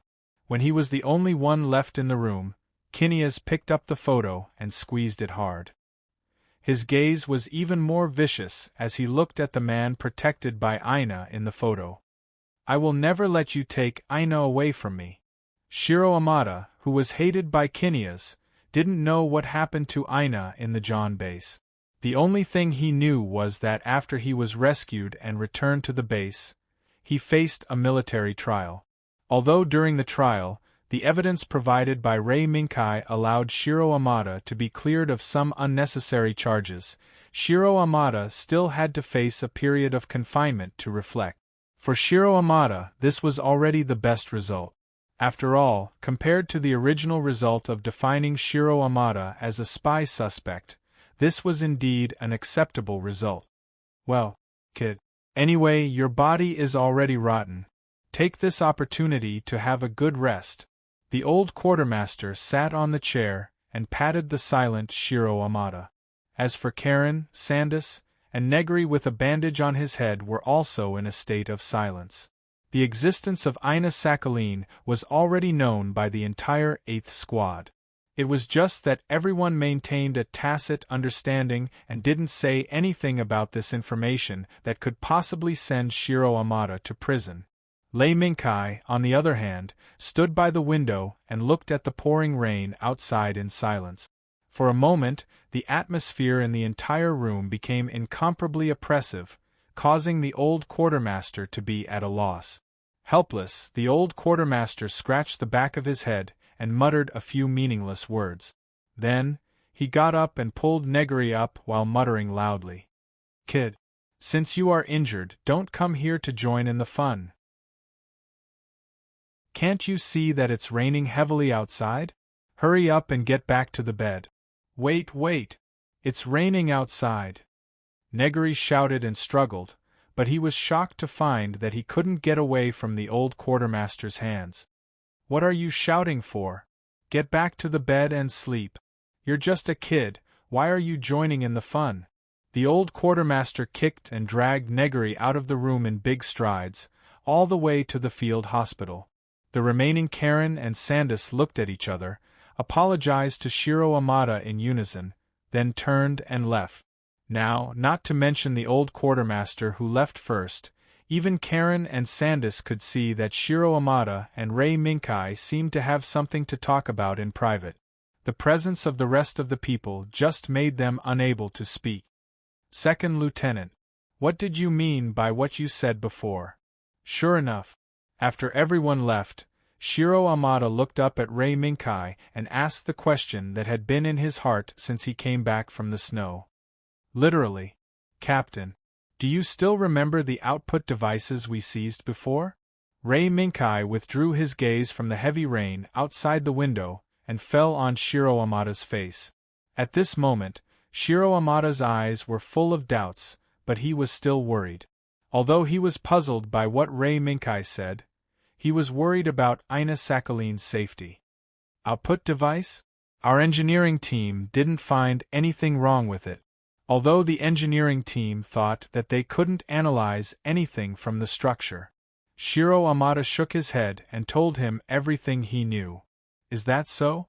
Of course. This is just a cover for the enemy. Captain, do you know about new type?" After thinking about it, Rei Minkai finally decided to use the emerging concept of new type to package everything he knew. After all, for the people of this world, the existence of fragments may be mysterious, but it was impossible to learn about it in a short time. The concept of the multiverse was not something that everyone could accept. Therefore, before that, Rei Minkai needed to package it. New type? Emerald Ray? I heard that on the white wooden horse, there was a very strong pilot who seemed to have the legendary new type aptitude. Shiro Amada recalled the rumors about Amuro Ray in the Federation Army, but he still couldn't connect it to his lover, Ina Sakhaline. But, even if Amuro Ray is the legendary new type, this has nothing to do with Ina, right? Maybe not. Rei Minkai didn't dare to be too clear about Shiro Amada's doubts. The existence of fragments was too mysterious. Thus, Rei Minkai chose his words carefully and slowly said, "That's right. Whether Ina Sakhaline is new type or not, I don't know. But, according to the information I received, the energy output devices we seized might be related to new type." Shiro Amada frowned, but didn't immediately ask. He just quietly waited for Rei Minkai to continue. Rei Minkai continued, "Gion's research on new type has been going on since a long time ago. In fact, when the Gion Principality was announced, new type research was placed on the table of Gion Principality's current Gion Principalities Kirian Zabi. Therefore, at this point in the war, the situation between Gion and the Federation has been reversed. As long as the Federation army continues to maintain the current pace, Gion's defeat is inevitable." At this point, Shiro Amada also understood Rei Minkai's meaning. So, in order to avoid defeat, Gion began to look for forces other than conventional forces? Does this include the so-called new type? Maybe so. What are the higher-ups of Guion thinking? I don't know. What I know now is that the Guion army hiding here is developing a powerful weapon that can break through the Federation's defense line from high altitude. And this powerful weapon is most likely developed to target the Federation Army's headquarters, Chabro. Chabro? Guion wants to directly attack Chabro? When he heard this news, Shiro Amada jumped up on the spot with a face full of surprise. Yes. It's easy to imagine how powerful Chabro's defense is. But to be able to create such a powerful weapon, it means that its pilot must be the best. Otherwise, it's impossible to control this demon. After Rei Minkai confirmed the final target of Apsaras, he added another sentence. In addition, I also collected a piece of information. When the battle situation is unfavorable, this powerful weapon may be able to obtain a powerful boost through a certain system to complete the mission. A powerful boost. Shiro Amada frowned and immediately asked. Price? Yes. Any gain of power must have a price. And the price of this powerful weapon's power boost is very likely to be the pilot himself. Rei Minkai glanced at Shiro Amada and continued. Perhaps when this function is activated, the pilot himself may not know the truth that he has become a consumable. What? When he heard Rei Minkai's words, Shiro Amada couldn't help but become anxious. Chapter 314. Nameless City. Rei Minkai didn't know the name of this small city located at the foot of the mountain. He only knew that the final battle that would decide everyone's fate was about to begin here. In the sky, groups of swordfish fighters were flying in formation towards the mountain, preparing to launch all the missiles they carried onto the enemy's head. Boom! Boom! Boom! The missiles and bombs that came down from the sky caused a series of explosions on the mountain, drowning out the various checkpoints and firepower points that were placed all over the mountain. Quick! Quick, quick! Fill in the gaps. Don't let those Federation bastards attack. John's soldiers carried boxes of ammunition and shuttled back and forth amidst the tremors caused by the violent bombardment. Dust continuously fell from the ceiling above them as they delivered the ammunition to the firepower point. Boom! The moment a young John soldier delivered the ammunition box to a cannon turret, a beam of light suddenly broke through the thick defense of the cannon turret. In the blink of an eye, the entire cannon turret was engulfed in an explosion. General, we've lost too many soldiers. A John Major looked at the mountain that was almost drowned by the bombardment and said helplessly, Request for reinforcements. Yuri Kellini, who was in charge of the first line of defense and who had just retreated from Odessa, frowned. According to the current situation, even if they were to add in the power of Kenya's, they might not be able to completely repel the Federation's attack. But, according to the current situation, this was the only thing they could do. You guys are in charge of commanding, I'll go see Kenya's. This way, we might be able to gain more power to defend against the Federation's attack. Yes, General. In the increasingly violent bombardment, Yuri Kellini left the command center and walked towards the passageway leading to the base. However, he didn't know that this was the path of no return. At the same time, Rei Minkai's 8th Squad had also completed the previous assault mission and temporarily returned to the base where the main force was at, the large Pallet-class land artillery warship that was surrounded by many armored troops. Here, the Captain Xiao Dao had been waiting for a long time. 8th Squad, thank you for your hard work. You will now have 12 hours of rest. After that, a tough battle will be waiting for you. Yes, Captain. Although they were a little tired, the members of the 8th Squad still responded loudly to the island. Captain Amada and 2nd Lieutenant Rei Minkai, come with me. Yes. At first, Rei Minkai thought that the island would take him and Shiro Amada to the big Platter-class land artillery warship, but in fact, the island took them to the edge of the forest behind the big Platter-class warship. Captain Amada, you've done well this time. However, in the upcoming battle, I hope that you can focus on dealing with any changes. Can you do that? After looking left and right, Xiao Dao did not say much nonsense and directly told him his advice and worries. Shiro Amada was stunned for a moment before he understood what Xiao Dao meant. If it was in the past, perhaps this would not be a problem. However, after meeting Aina again in the snow mountain, Shiro Amada's heart had a layer of fog that could not be solved. Looking at the frowning Shiro Amada, Xiao Dao shook his head slightly and then turned to look at Rei Minkai. Second Lieutenant, the information you gave before has been approved by the headquarters. This general attack is the intention of the headquarters. Xiao Dao pointed at the swordfish that was whistling into the sky. Yes, this is what I should do, Captain. However, I'm afraid that just relying on the swordfish alone is not enough to force the enemy out of the mountain. When they entered the frontline base just now, Rei Minkai saw that other than the swordfish that was whistling into the sky, the rest of the MS troops were just maintaining a state of readiness to attack. They did not have any intention of attacking. And that's true. The attack of the MS troops will begin in 12 hours. After all, other than the 8th Squad, there are other troops that have not completed the mission of clearing out the surrounding enemies. Xiao Dao nodded and then explained the following arrangements. After 12 hours, the 8th Squad will act as the steel tank's bodyguard and clear out an area for the steel tank to bomb the mountain with peace of mind. Captain, the 8th Squad's combat area is in the city? That's the only terrain in the vicinity that can provide the steel tank with more cover. Although he had just arrived here, Shiro Amada already had a general understanding of the surrounding terrain.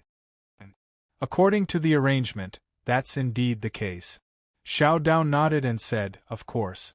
In the beginning, I hoped that the steel tank could attack in the surrounding jungle.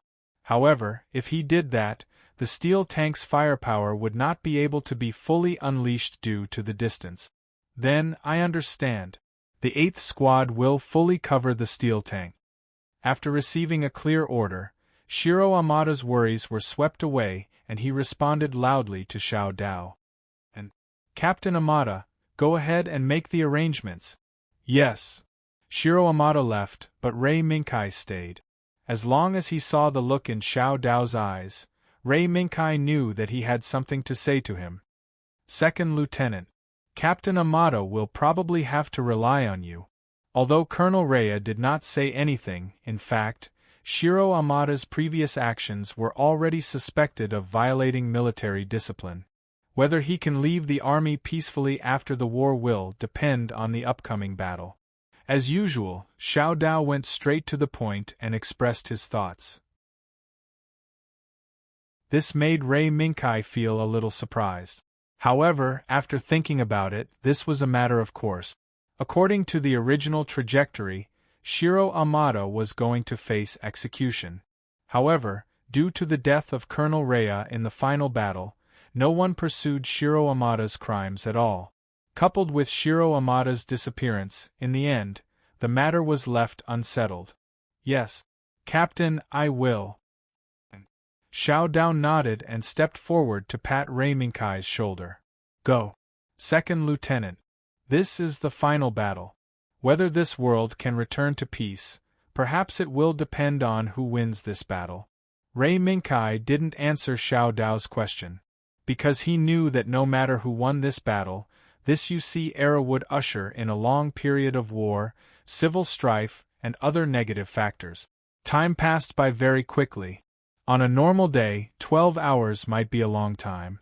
However, in this battlefield accompanied by the rumbling of artillery fire and the constant trembling of the earth, 12 hours was just a short moment.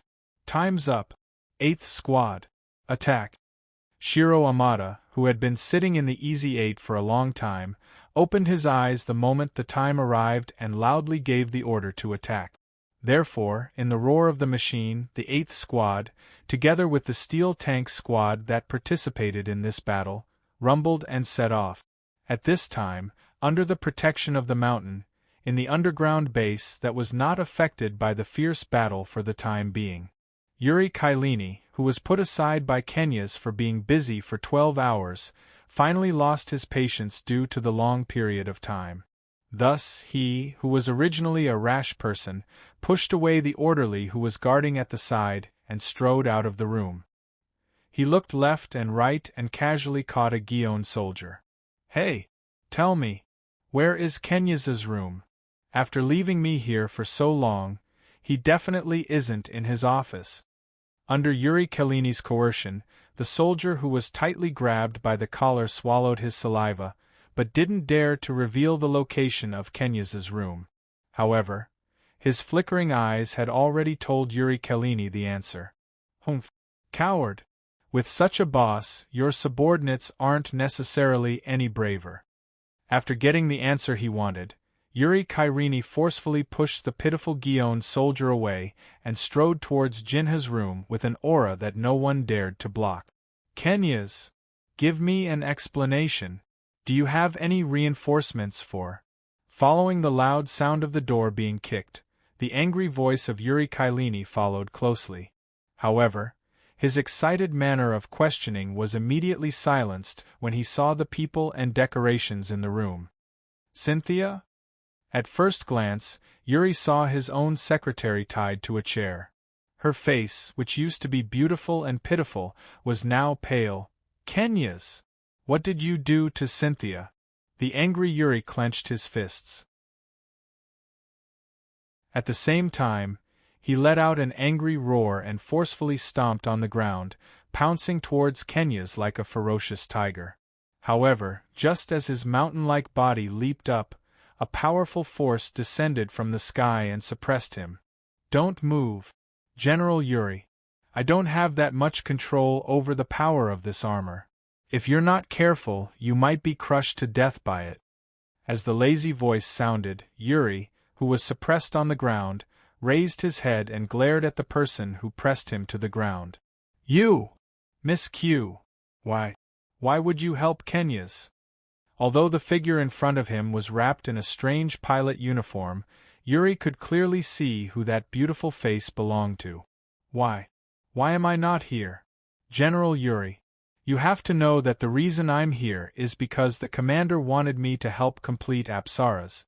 And you, General Yuri Kylini, because of a momentary failure, you asked the commander to abolish the Apsaras plan." Speaking until here, Miss Q faintly sighed. "Although it's common for men to like the new and dislike the old, what you're doing now is making things difficult for me. General Yuri, maybe you don't know, but right now I need to rely on Apsaras to fight a counterattack. You, Miss Q, right now, our John situation isn't optimistic. Only by using all of our power can we get John through this crisis. Don't tell me you don't know?" Yuri struggled a few times and was shocked to find that he couldn't break free from Miss Q's slender hands. What kind of monster is this? Don't move, General Yuri. Kenyas still has something to say to you." Miss Q gently lifted her chin. Kenyas, who was standing next to the unconscious Cynthia, slowly opened his mouth. "Yuri Kylini, I already learned from your secretary that you didn't ask Commander Killian to abolish Apsaras." Yuri, who was pressed on the ground, sneered. "So what? There's no how. It's just that my Apsaras was still completed in the end. It's all thanks to your secretary. Otherwise, I would have been misled by your lies and lost the opportunity to complete Apsaras." Kenyas reached out and picked up the syringe on the table and said with a smile that wasn't a smile, "What a surprise! Yuri, don't you think so? No matter how loyal and infatuated your secretary is with you, she's still lost to this thing. Moreover, with such an infatuated secretary, why do you still harass my sister, Yuri?" Looking at Yuri, who was easily pressed on the ground by Miss Q, Kenyas didn't feel sad or happy. He only calmly spoke his thoughts. "What? Does your heart ache? Or are you jealous?" Yuri glanced at Cynthia, who was still unconscious, and retorted in a cold voice. Think whatever you want. Right now, I just want to complete Apsaras. Miss Q, sorry to trouble you." Kenyas nodded slightly at Miss Q, then turned and left the room. What a headache! General Yuri. If you weren't so reckless to abolish apsaras, I wouldn't have gone to this extent. Actually, I'm quite optimistic about you. Yuri suddenly felt the weight on his back lighten and immediately stood up from the ground. What do you want? Miss Q, if it's just to complete apsaras, I can give up my previous request. I only hope that after this you can send reinforcements to buy us some time to retreat. Without a doubt, Yuri compromised. But it was too late. Too late. General Yuri. Screech. A sound so fast that it was almost imperceptible, followed by a sharp pain. This was the last thing Yuri Kairini felt in this world. Da-da-da-da-da. The roar of the 100mm machine gun in Gao Da's hand constantly reverberated in the city. Boom. Under the joint attack of Lei Mingkai and Sandus, a land-based Zagu 2 that was unable to retreat in time was eventually turned into a beehive and exploded with a loud boom. Target area cleared. We may be able to take a break. Sandus. Rei Mingkai looked at the surrounding situation, then sent a request for information to Elidoya while also speaking to Sandus. But we still can't relax. This is already the front line. Sandus nodded, but he could not take his eyes off the hillside that had been bombarded by the bombardment since the beginning. From the billowing smoke and fierce flames, it was not difficult to see that even in the face of fierce bombardment from the Federation army, the hillside was still able to maintain a certain degree of resistance. Rei Mingkai nodded and agreed with Sandus' words. Captain, this is Rei Mingkai.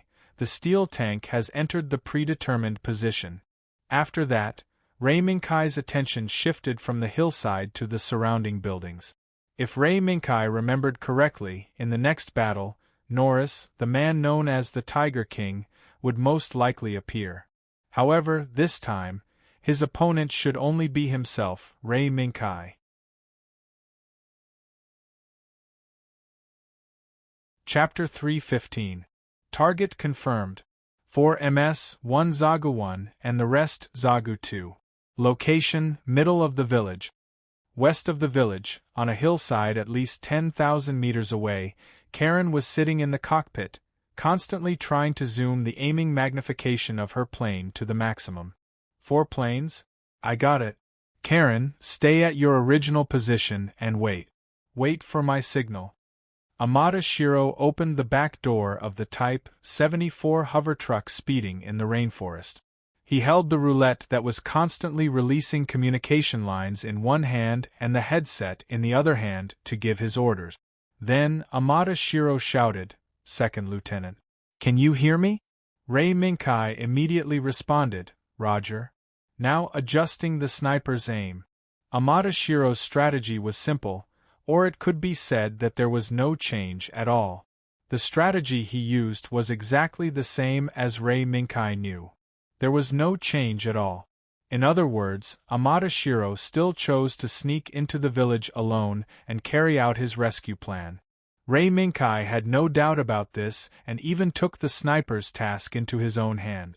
After all, compared to Karen's difficult hardware conditions, Rei Mingkai's side had better hardware and software support. Woo! When are we going to kill that abominable Miss Q? Squatting on the control panel, the white cat State Zero, still in a state of anger, kept growling angrily. Looking at its appearance, it was probably still brooding about the explosion of the fragments in the X3 engine. Kai. We can quickly kill these 4 broken planes. We must find Miss Q as soon as possible and kill her. With both eyes staring at the 4 Zagus on the screen, each facing different directions, the white cat State Zero waved its claws. That depends on whether your strength can kill them in a short time. Rei Mingkai smiled and kicked the question back to the white cat State Zero. Roar. Let's watch. The white cat State Zero let out a low growl and merged into the screen in front of Rei Mingkai. The next moment, the sniper scope, which had been enlarged to the maximum magnification, suddenly changed again. It enlarged again and again until the crosshair on the screen firmly locked onto Zha-Gu-1, who was holding a 120mm machine gun in his hand. State 0, aim your crosshair at the enemy. The enemy's fire control radar will alert you. As soon as Ray Minkai spoke, the White Cat's impatient voice sounded. You talk too much. I didn't activate the lockdown at all. Right now, I'm just looking at this broken machine. Ray Minkai was speechless after hearing what the White Cat said. Indeed. Right now, the White Cat State 0 could be said to be one with the 4th land fighter, Gouda. Naturally, it could use all the equipment on this land fighter, Gouda. As long as it wanted, it could control the 4th land fighter, Gouda, autonomously. He picked up the beam rifle in his hand and shot Zha-Gu-1, who was locked onto the crosshair at the moment. This was part of the power that the White Cat State 0 possessed, function fusion. It could fuse its existence with some suitable body to control the body and to a certain extent enhance the body. However, this power could not be used as it wished. In the past, Ray Minkai tried to encourage the White Cat State 0 to fuse with the mass-produced KMF body such as Sunderland. As a result, he was slapped back by the White Cat State 0. So far, only the White Cat State 0 knew that it could fuse with those bodies. Time ticked by. Under the gaze of Ray Minkai, the crosshair on the screen changed from the initial Zha-Gu-1 with a 120mm machine gun to another Zha-Gu with a 100mm machine gun, and finally landed on the Zha-Gu with a shield that seemed to be seized from Jim on the east side. This broken pilot is not a good person. At the same time that the crosshair landed on the Zha-Gu with the shield, the White Cat State 0's voice sounded. Moreover, the slowly moving crosshair did not move. It seemed that the White Cat State 0 seemed to regard the shield Zha-Gu-1 as the target of the first shot. Huh! There seems to be a change. Karen! Sandusky, get ready! Suddenly, Ray Minkai was able to see the situation inside the village from the screen that was enhanced by the White Cat State 0. He found a clue. Second Lieutenant, what did you find? Karen and Sandusky were shocked and immediately put their hands on the joystick. Although the sniping mission had been taken by Ray Minkai, Karen and Sandusky still needed to rush to the maximum shooting range immediately after Ray Minkai fired the first shot to intercept the enemy who might escape from the sniping. It seems that Zha-Gu has a conflict with the villagers. TSK. The captain has not arrived in the village yet. Ray Minkai's eyes narrowed slightly. Now, in front of his eyes, fate was repeating itself. The Zha-Gu with the shield caught the girl who was holding the rice bowl with both hands. It seemed that he wanted to give the girl a surprise scare. However, in the next second, the Zha-Gu-1 with a 100mm machine gun standing behind the shield Zha-Gu-1 raised the machine gun in his hand and aimed at his teammate. It's useless. Seeing this scene, Ray Minkai shook his head secretly and then said, State 0, prepare to change the target. Someone will take care of the shield Zha-Gu-1. Now we must prevent unnecessary casualties. TSK. Seeing that the cute girl is about to be crushed to death by the huge robot, Guy, a man who claims to be the Queen's guardian knight, is actually not doing anything? What made Ray Minkai surprised was that State White Cat 0 seemed to be fixated on Zha-Gu, who was holding a shield. It looked like it would not give up until it got rid of it. Hey! State 0. We can't fire the first shot. Ray Minkai frowned and persuaded the White Cat State 0. Woo. Humph. After the White Cat State 0 whimpered for a while, it snorted coldly. Then, the crosshair on the screen slowly shifted from Zha-Gu's shield to Zha-Gu, who was standing in front of the most conspicuous house in the village and holding a 120mm machine gun. In the eyes of the White Cat State 0, only the shield Zha-Gu-1 and the Zha-Gu standing with his back facing the house could pose a threat to the humans in the village. The former was because the White Cat State 0 felt that the pilot was not a good person. The latter was because once he was attacked, he would immediately activate the backpack and escape the village with a long-distance jump. At that time, the house located below the backpack would be engulfed by the flames of the backpack. Guy. It's starting. Can I attack? The attack that he had been expecting happened. The moment Ray Minkai saw the shield Gu holding the poor girl in his hands, he knew that the battle was about to start. This was not it.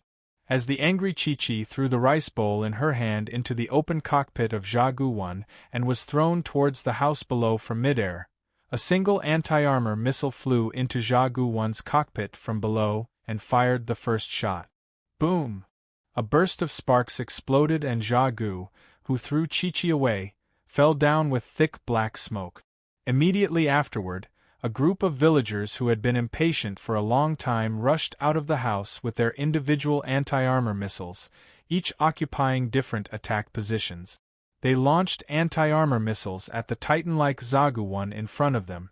The villagers' will for revenge was hot, but Zagu's pilots were experienced veterans.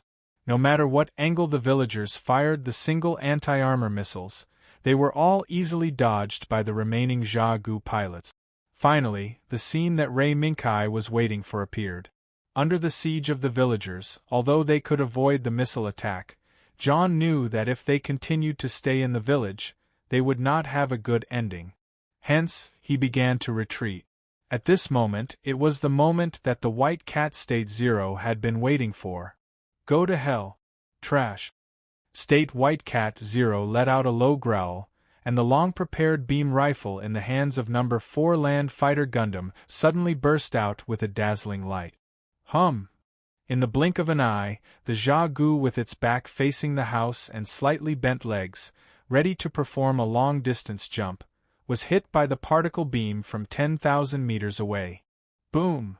The penetrated Gu fell to the ground. The single eye on its head that always brought fear to ordinary people flickered a few times and fell into dead silence. What? Sniper? Or directly hit the cockpit? How is it possible? The female pilot who was piloting Gu-1 looked at her teammate in horror. That was the hole behind Gu that was emitting black smoke. That was Gu's cockpit.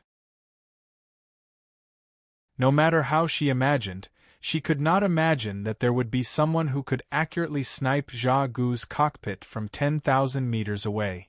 However, even though she was shocked, reality did not give her even a second to continue being shocked by this sudden sniper attack. Because, another beam of particles shot through the air. This time, the target of the particle beam was not the Gu-1 that the female pilot was piloting, but the Gu that was approaching her. Boom! The particle beam flashed and disappeared. It was the cockpit again. Looking at the cockpit that had been pierced through, the female pilot's face was filled with shock and horror. She could not believe everything in front of her eyes, but it really happened in front of her eyes. Someone really piloted an unknown body and accurately hit the cockpit from 10,000 meters away. After all, this wasn't some immobile target. If there was just a little bit of distance, Gu's nuclear furnace would have been hit, triggering a nuclear explosion that was enough to raze this village and even this tropical rainforest to the ground. What kind of monster did we provoke? A bitter smile appeared at the corner of the female pilot's mouth. She even controlled the machine gun in her hand to raise the machine gun in her hand, shooting whistling bullets in the direction where the particle beam appeared. However, in the next second, a particle beam broke through the air and flooded the female pilot's vision. Boom! Amidst the loud sound of Gu falling to the ground, countless clouds of dust were sent flying high into the air. However, the surrounding villagers didn't care that the flying clouds of dust would dirty their clothes and bodies. Instead, they clamored wildly as they climbed onto Gu's body and cheered. Amidst the crowd, Amada Shiro, who helped Chi-Chi out of the house, looked at the battle that had stopped around him in surprise. He could not help but be stunned. In the end, he also shook his head and sighed secretly. He did not expect that Ray Minkai's action would be so fast. He killed these few Gu in a few seconds. Captain. Sorry. The situation was urgent. Reiminkai's communication was also connected to Amada Shiro's communication at this moment. Amada Shiro sighed secretly and shook his head. After looking around at the surrounding villages and villagers, except for some houses that had collapsed due to the impact, he replied, "No, Second Lieutenant. You did not do anything wrong. At least, we protected the villagers and the village." Yes. Amada Shiro did not say that he also wanted to save John. However, in the face of John's complete destruction, Amada Shiro finally chose to protect the villagers and the village. Perhaps at this moment, it seemed that Amada Shiro's ideals might have changed a little. The turmoil in the village had come to an end. Under the influence of Reiminkai, Chi-Chi did not lose her father, nor did she lose her village. Perhaps, for Chi-Chi, this was already the luckiest and best result. Next, only Amada Shiro and Ayane's matter was left. After quickly resolving this small disturbance, Amada Shiro said goodbye to Chi-Chi, who wanted to come back but was hindered by the village affairs. After that, he rushed back to the station with Reiminkai and the others. "Captain Amada, Second Lieutenant Reiminkai. Your private plane is parked over there. The mission has been arranged. For the rest, I can only trouble you to rest for a while on the plane." Seeing that the 8th team returned to the station, the liaison sent by the Captain Kojima handed the latest mission to Amada Shiro and Reiminkai. After opening the document, Reiminkai chuckled. "Captain, it seems that your body has been repaired." Amada Shiro glanced at the document and nodded silently. "Yes. Now I should be able to reunite with Aina." EZ8. This new body modified from Gouda, which was in a state of great destruction, finally went offline and was sent to Amada Shiro. This also meant that the next battle would inevitably take place in the mountain where Aina and Jin Haz were hiding. 8th team. Everyone, get ready to board the plane. Our next mission is at the forefront. Don't die. Putting down the document in his hand, Amada Shiro said loudly to his teammate. Looking at the light in Amada Shiro's eyes, the corner of Reiminkai's mouth curled up, and he suddenly shouted, "Go and get Aina Sakhaline back." Hearing this, Amada Shiro, Karen, Sandus, and Negri were all taken aback, and they didn't seem to have reacted yet. However, in the next second, a voice that hadn't been heard for a long time followed closely behind Reiminkai's voice. "Go and get Aina Sakhaline, our captain's lover." Everyone looked back and found that it was Eladoya, who hopped out of the jeep with crutches. His actions were rather comical as he waved his right hand and repeated what he had just said. "Go and get Aina Sakhaline back." So, in the midst of Eladoya's comical actions, Karen, Sandus, and Negri also repeatedly shouted this slogan, leaving Amada Shiro speechless for a while. In the end, he could only raise his hand to his teammates and thank Reiminkai. "Thank you everyone. Thank you, Second Lieutenant Reiminkai. Let's go. Captain Amada. If we delay any longer, Aina might have an accident."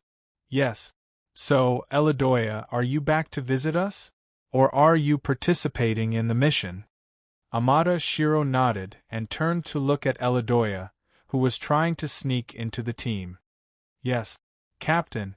Your subordinate feels that his injury is no longer a problem. I request to participate in the mission." Everyone looked at Eladoya's injured leg suspiciously. Their eyes were full of, "Can you really do it? Eladoya, can't you see that your leg is still bandaged?" However, Amada Shiro nodded in agreement with Eladoya's expression. Eladoya returned to the team. "Let's go. Let's go. For Aina."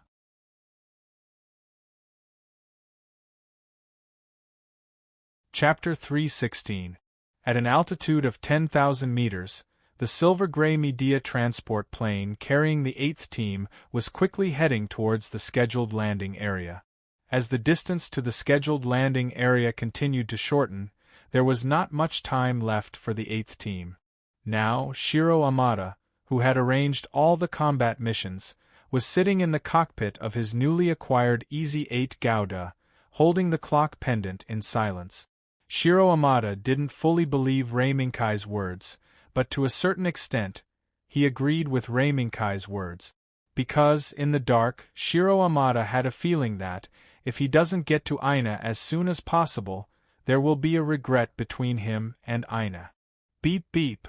While Shiro Amada was deep in thought, the communication signal from the 8th team's team channel rang.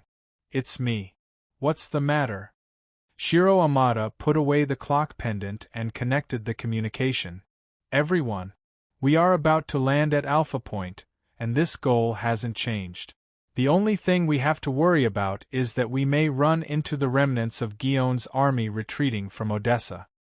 Rei Minkai didn't waste any time and directly spoke his guess. What? Gion's remnants? The battle at Odessa is over?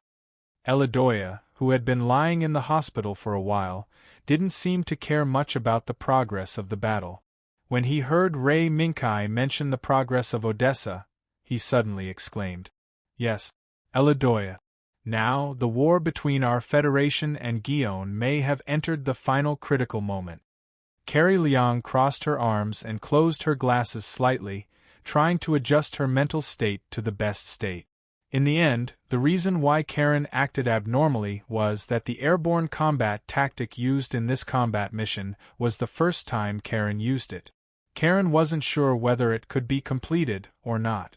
Therefore, with the help of the topic brought up by Rei Minkai, Karen threw all the fear in her heart at Elidoya without pity. For a while, the entire channel was filled with the sound of Karen scolding Elidoya. This change made Shiro Amada smile. Even so, the mission still had to be carried out. Okay, everyone.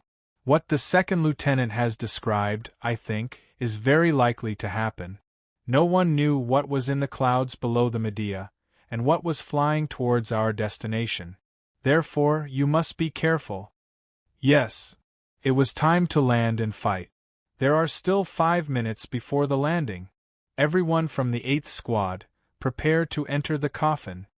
Medea's pilot gave a thumbs up to Shiro Amada, Rei Minkai, and the others on the screen before opening Medea's cabin door. Who?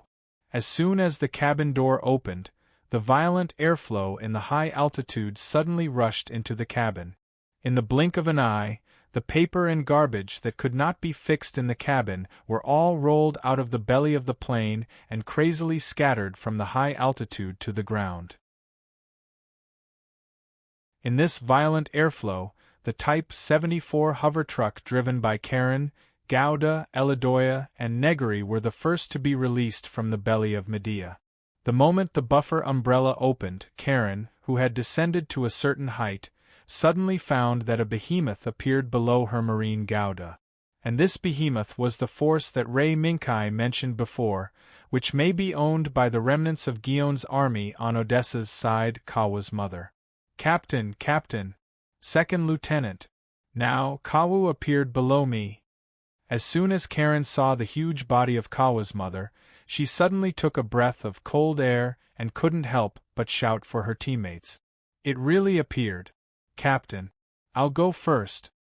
When Rei Minkai, who was originally behind Sandus, heard the appearance of Kawa's mother, he immediately took the lead and forcibly squeezed Sandus, who was supposed to set off next, to the back. Boom. Following the loosening of the gears holding the Gundam No. 4 in place, the Gundam No. 4 immediately moved backwards under the drag of the cushioning umbrella until it flew out of the belly of the Medea mech, Second Lieutenant. Amada Shiro looked at Marine Gouda, who descended first, and a trace of helplessness emerged in his heart. Yes.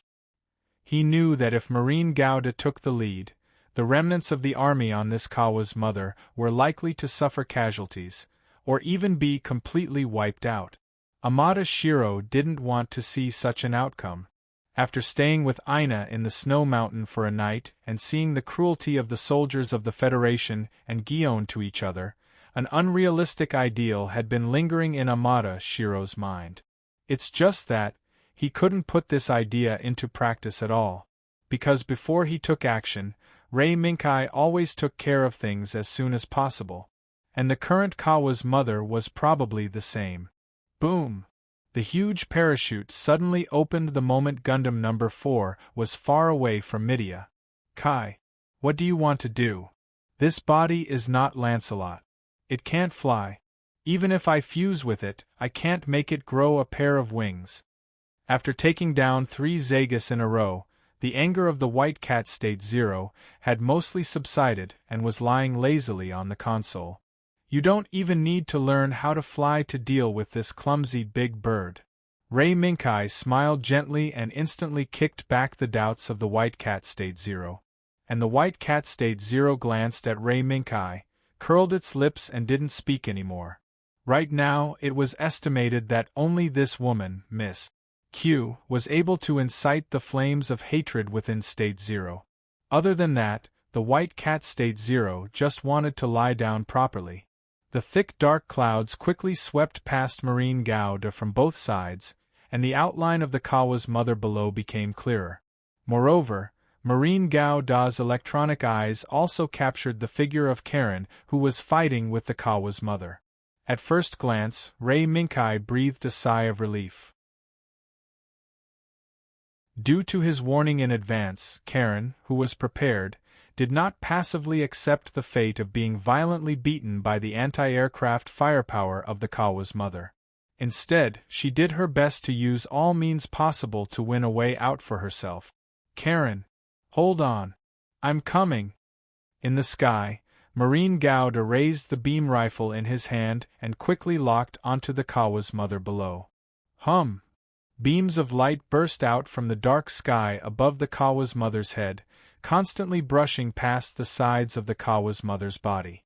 Among them, several beams of light directly hit the center of the Kawa's mother's body. Boom! The parts penetrated by the beams of light burst into violent explosions on the spot, throwing pieces of debris into the air. They flew past the sides of Marine Gauda driven by Karen, and then fell powerlessly into the tropical rainforest below. Boom! Boom!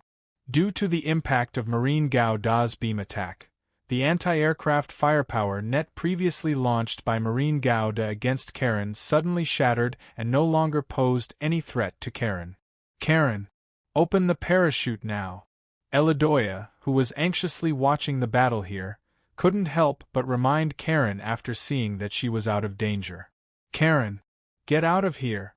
Leave this stupid bird to me. During this short exchange of blows, Marine Gauda took advantage of the opportunity when the anti-aircraft firepower net of the Kawa's mother fell into a state of weakness. He descended from the sky in one fell swoop and landed firmly on the back of the Kawa's mother. Kawa's mother? This is the first time I've come into close contact with this big thing since the steel pulla competition. Looking at the Kawa's mother under his feet, Ray Minkai couldn't help but let out a sigh. However, in the next moment, Marine Gauda suddenly took off the meteor hammer hanging on his back and swung it hard, smashing the wide-open hatch on the left rear side of Marine Gauda into pieces. Crash! With a move of Marine Gauda's hand, the meteor hammer rose into the air and slowly rotated with Marine Gauda as the center. Who? As the meteor hammer spun rapidly, the John soldiers who tried to poke their heads out from other hatches to launch a surprise attack on the Gundam number 4 were being pushed back by the strong wind at an altitude of 10,000 meters or the storm formed by the rotation of the meteor hammer. Humph! This is not on land. You guys are too naive. Ray Minkai glanced at the open hatch behind Marine Gauda and sneered. Then with a move of his hand, the rapidly rotating meteor hammer struck everywhere like a viper out of its hole, smashing all the open hatches. It also pushed back the John soldiers who were trying to poke their heads out and launch a special attack on Marine Gauda. Boom! Suddenly, the second engine that provided surging power to the Kawa's mother produced an explosion that was enough to make the Kawa's mother die. However, in the flames caused by this explosion, Marine Gauda, who had already occupied the back of the Kawa's mother, raised the beam rifle held in his left hand. Without a doubt, The Kawa's mother, which had lost all anti-air firepower points and even the emergency passage for personnel to enter and exit the back of the aircraft, was undoubtedly a fish on the chopping block for Marine Gouda at this moment. Sorry. I don't want to encounter any accidents on the road ahead. And I'm not Shiro Amada. Rei Minkai didn't want to encounter the commander of this Kawa's mother, which was the commander of the Agela tank he would encounter next. In order to avoid unnecessary trouble, and in order to reach the base hidden in the depths of the mountains as soon as possible, Rei Minkai had to eliminate any unstable factors that would affect the formation. Click! As soon as the trigger was pulled, a particle beam burst out from the muzzle of the beam rifle in the hand of Marine Gouda, and it instantly penetrated the bridge of the Kawa's mother. Zap! In the next moment, Rei Minkai saw sparks jumping from the hole in the bridge of the Kawa's mother, and an explosion that was enough to destroy the Kawa's mother began. Boom! The first thing that pounced on the destruction was the head of the Kawa's mother where the bridge was located. The violent explosion spread at an extremely fast speed, so fast that even the Gyuing soldiers inside the Kawa's mother did not have time to react before they were swallowed by the sudden explosion. Marine Gouda had already jumped away from the back of the Kawa's mother the moment the bridge exploded. He allowed the unique strong airflow to push him away from the Kawa's mother, and quietly watched the destruction of the Kawa's mother. Until the altitude alert of Marine Gouda's equipment sounded, Rei Minkai pressed the button to open the parachute and prepare to spray the buffer. Is that it? What a stupid bird! The white cat, State Zero, who was lying on the console, laughed coldly. After all, this Kawa's mother did not bring any escorts. Otherwise we would not have been able to finish it off so easily. Compared to White Cat's disdain, State Zero did not care. Rei Minkai, on the other hand, saw it clearly.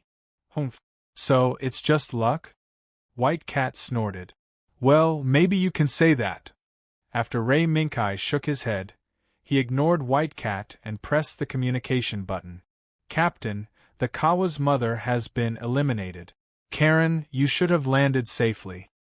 I'm fine. Captain, Karen landed safely. Now, sending the coordinates. Beep beep. Karen's coordinates were sent, but Rei Minkai was stunned. According to the coordinate information shown on the map, Karen's landing location was not near the water, but in an open space on the edge of a dense forest. What's the situation? Karen did not land near the water. There was no problem with Karen's safe landing, but the landing location was a big problem. In Rei Minkai's memory, Karen landed near the water, and her head monitor was knocked off by Turtle Lord, who suddenly jumped out of the water. In the end, she was nicknamed the King of Falling Ground and Jim's head. Humph! I suddenly smelled salted fish. For some reason, White Cat lying on the console suddenly opened its glasses and looked at the screen. Subconsciously, Rei Minkai followed the gaze of White Cat and found that the scenery presented on the screen turned out to be a lake under the beautiful sunrise. Salted fish. Lake. The moment these two words were connected in Rei Minkai's mind, Rei Minkai's right hand moved, and No. 4 Marine Gouda immediately raised the beam rifle in his hand and fired at the lake in front of him. Hum! The moment the hot particle beam broke through the water surface, it triggered a violent explosion on the spot, blasting a water column tens of meters high on the calm water surface. Splash! Among the splashes of water falling from mid-air, the meteor hammer in the left hand of No. 4 Marine Gouda moved. Boom! The spark ejector on the meteor hammer burst out, propelling the meteor hammer into a black lightning bolt and plunging into the splashes of water falling from mid-air. Bang! All of a sudden, the sound of metal clashing rang out. At the same time, a black shadow also emerged from the splashes of water. With a gust of wind and splashes, it brazenly struck at No. 4 Marine Gouda. Bang! There was another loud noise. The meteor hammer that returned in time blocked the enemy's attack. In the next second, Rei Minkai also saw the figure of the enemy who launched the surprise attack. Turtle Lord. What a coincidence! He actually became Karen's substitute?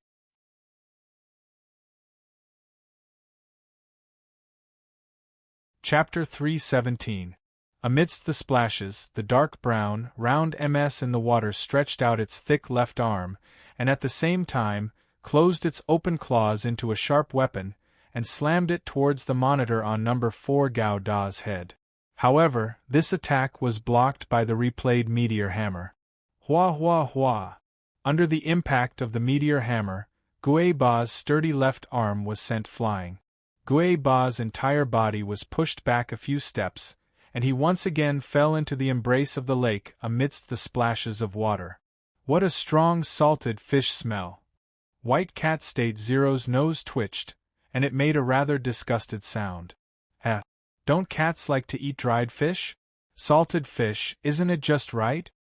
Lei Mingkai pulled the joystick in his left hand and retracted the number 4 Land Fighter Gundam's meteor hammer. At the same time, he mocked him a little. Shut up. I'm not a kitten. I'm a lion.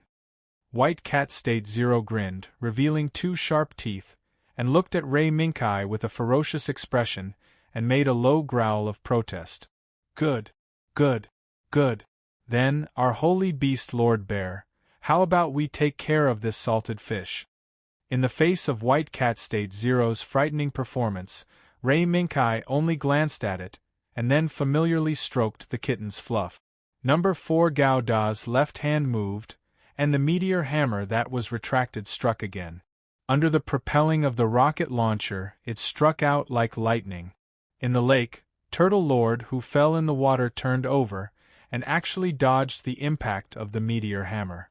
When the meteor hammer hit the surface of the water and set off a burst of sparks, it plunged into the water. Splash! The iron chain tightened, and the meteor hammer once again returned to the hands of number 4 Gouda, but Turtle Lord's figure had disappeared from the water surface. Ran away. White Cat State Zero saw Turtle Lord's figure disappear, and immediately stood up from the console, and looked around at the lake that had returned to calmness. Probably.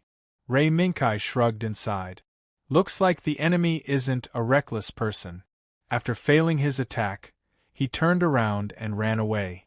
You must know that once the turtle tyrant goes ashore, its battle prowess will drop by quite a bit. Going down. White Cat State Zero turned around and looked at Lei Mingkai. It knew that this land warfare Gouda was able to engage in underwater combat. However, its combat power in the water could not be compared to Turtle Lord, who specialized in underwater combat. After thinking about it, Lei Mingkai decided not to dwell on this matter any longer. Since the other party wanted to use the water escape method to escape and even lure Lu Zhan Gouda into the water, Lei Mingkai naturally wouldn't follow the other party's intention and let the other party succeed. Let's go. Since this Turtle Lord wanted to stay in this lake, then let it stay as long as it wanted. We still have other things to do. Buzz buzz. In the light of the rising sun, number 4 Land Warfare Gouda slowly retreated a few steps under Lei Mingkai's control until the distance from the shore was 100 meters away. Then, he slowly turned the muzzle pointing at the lake, and prepared to turn around and leave. Splash! Suddenly, the moment number 4 Land Warfare Gouda completely turned his back to the lake, a water column exploded. Moreover, several flames also rushed out of the water column at the same time, dragging a long grayish-white tail of smoke as they pounced on number 4 Land Warfare Gouda. It's coming. This was a surprise attack, but it was also the surprise attack that Lei Mingkai was looking forward to. In the previous stalemate, Lei Mingkai was worried that the other party would decisively implement the strategy of failing to hit, immediately retreat, and leave number 4 Land Warfare Gouda behind and quickly retreat under the cover of the lake. However, the enemy did not do that. Instead, he walked step by step towards the situation that Lei Mingkai was looking forward to. The sneak attack was launched. Splash! The chains in the hands of number 4 Land Warfare Gouda rattled, and the meteor hammer, once again propelled by the rocket ejector, drew an arc in the air and rushed behind Number 4 Land Warfare Gouda at an extremely fast speed. In a brutal and unreasonable way, he blew up all the flames that pounced on Number 4 Land Warfare Gouda. Boom! Boom! Boom! In the continuous explosion, Number 4 Land Warfare Gouda waved his right hand and forcibly dispersed the thick smoke generated by the explosion with the beam rifle in his hand. However, at the moment when the thick smoke dispersed, Turtle Lord's closed claws rushed in front of Gouda while the thick smoke dispersed and Ray Minkai's vision had just recovered. Number 4 Land Warfare Gouda was in danger. However, Ray Minkai was not in a hurry. He moved his hands and feet alternately. Number 4 Land Warfare Gouda actually lowered his body and let Turtle Lord's sharp claws graze the left side of his head at a dangerous distance. He barely dodged this attack. However, this was only Number 4 Land Warfare Gouda's defense. The counterattack was still to come. Turtle Lord's sharp claws hit the left side of Number 4 Land Warfare Gouda's head. A black shadow rushed from below into the gap between the two sides and went straight to Turtle Lord's head from bottom to top. Bang! A loud and clear sound of metal colliding rang out. Gueba's body was once again sent flying back with a loud bang. And the thing that sent Turtle Tyrant flying was the meteor hammer that had been waiting for the right moment to strike. Boom! Turtle Lord powerlessly tumbled down in midair, and only stopped after hitting several large trees. It was not until it stood up again that the mech piloting Turtle Lord realized that Turtle Lord's electronic eyes had become a pile of broken garbage. The screen in front of him had also become a meaningless snowflake. Oh no! In the next second, a blazing light melted the snowflake screen in front of him. Then, in the blink of an eye, the world of the mech pilot turned into a vast expanse of white, symbolizing the scene of death. Finally dead. Looking at the hole that was still showing the dead eye, White Cat State Zero snorted coldly and lay back on the control panel, showing a lazy look as usual. Let's go. This time, Ray Minkai really piloted Number 4 Land Warfare Gouda and left. Gueba's appearance wasn't the end of this battle. It was just an insignificant interlude. In a further place, Ray Minkai knew that the woman, whom White Cat State Zero called Miss Q, must be plotting something. Ray Minkai must get there before she succeeds and try to foil her plan. This is Shiro Amada, Team 8, quickly gather at Alpha 1 coordinate. Now, there is not much time left for us to move to Beta. Understood. After responding to Shiro Amada's call, Ray Minkai glanced at the silent Turtle Lord and piloted Number 4 Land Warfare Gouda to Alpha 1 coordinate. Time was running out. Deep in the mountains, Norris, whose head was still wrapped in bandages, was guarding outside Ina Sakaline's room, waiting for the treatment inside to end. A few days ago, when Ina was preparing to assist the newly disconnected Apu Salas in the boot test, she suddenly fainted, shocking everyone present. At the same time, it also caused Kenyas, who was standing on the control panel, to immediately order the doctor to conduct a comprehensive physical examination on Ina. The results of the treatment that caused Ina to suddenly faint might be out soon. The door opened. The first to walk out was the doctor, the nurse, and finally Kenyas and the guest of honor, Miss Q. Sir Kenyas, madam, how is Miss Ina's body? Norris, who was worried about Ina's body, didn't hesitate and immediately asked when he saw everyone walk out of the room. Kenyas glanced at the doctor and nodded. Only then did the doctor speak. Colonel Norris, don't worry. After a few days of observation, Miss Ina is just overly fatigued. Now, she only needs to rest well to recover. Just overly fatigued. Even though he was a little confused, Norris finally nodded and saluted to the doctor and nurse as a sign of gratitude. Thank you for your hard work, doctor. No. This is what I should do. Then, Sir Kenyas, madam, and Colonel Norris, I will go back to arrange for Miss Ina's recovery. Okay. Go. Doctor, I will leave everything to you. Kenyas nodded and raised his hand to signal the doctor to leave, then looked at Norris. Norris, Ina is awake right now. If you want to visit her, it is best to do so now. Yes. Thank you very much, Sir Kenyas, for your permission. Now I will go see Miss Ina. After saluting again, Norris walked past Kenyas and Miss Q. He knocked on the door and walked into Ina's room. Bang. After the door was tightly shut, Miss Q's gaze finally retracted from the closed door and landed on Genha's body. Why don't you tell him? Based on this man's personality, he will not cause any hindrance to your plan. On the contrary, he might even be of help to you. No. He is not my help. Norris Barkard's loyalty is not to me, Kenyas Sakhaline, but to my sister, Ina Sakhaline. Kenyas shook his head and expressed his opinion. On the eve of the plan's completion, Kenyas didn't want too many people to know and understand the plan he had been pouring his heart and soul into. Is that so? If that is the case, then do as you wish. Apsaras is about to be completed. I hope you can work harder. You must know that Guillaume can't hold on for much longer. Miss Q said with a smile that was not a smile. Guillaume may fail, but my plan will not fail. Madam, just watch. Kenyas's face was calm. He was not affected by Miss Q's words at all. Is that so? At this moment, just as Miss Q was about to continue probing Kenyas, an emergency call interrupted everything. Report. General Yuri Kailini sent an emergency call. The moment Kenyas took the document from the communications soldier's hand, his calm face suddenly became interesting.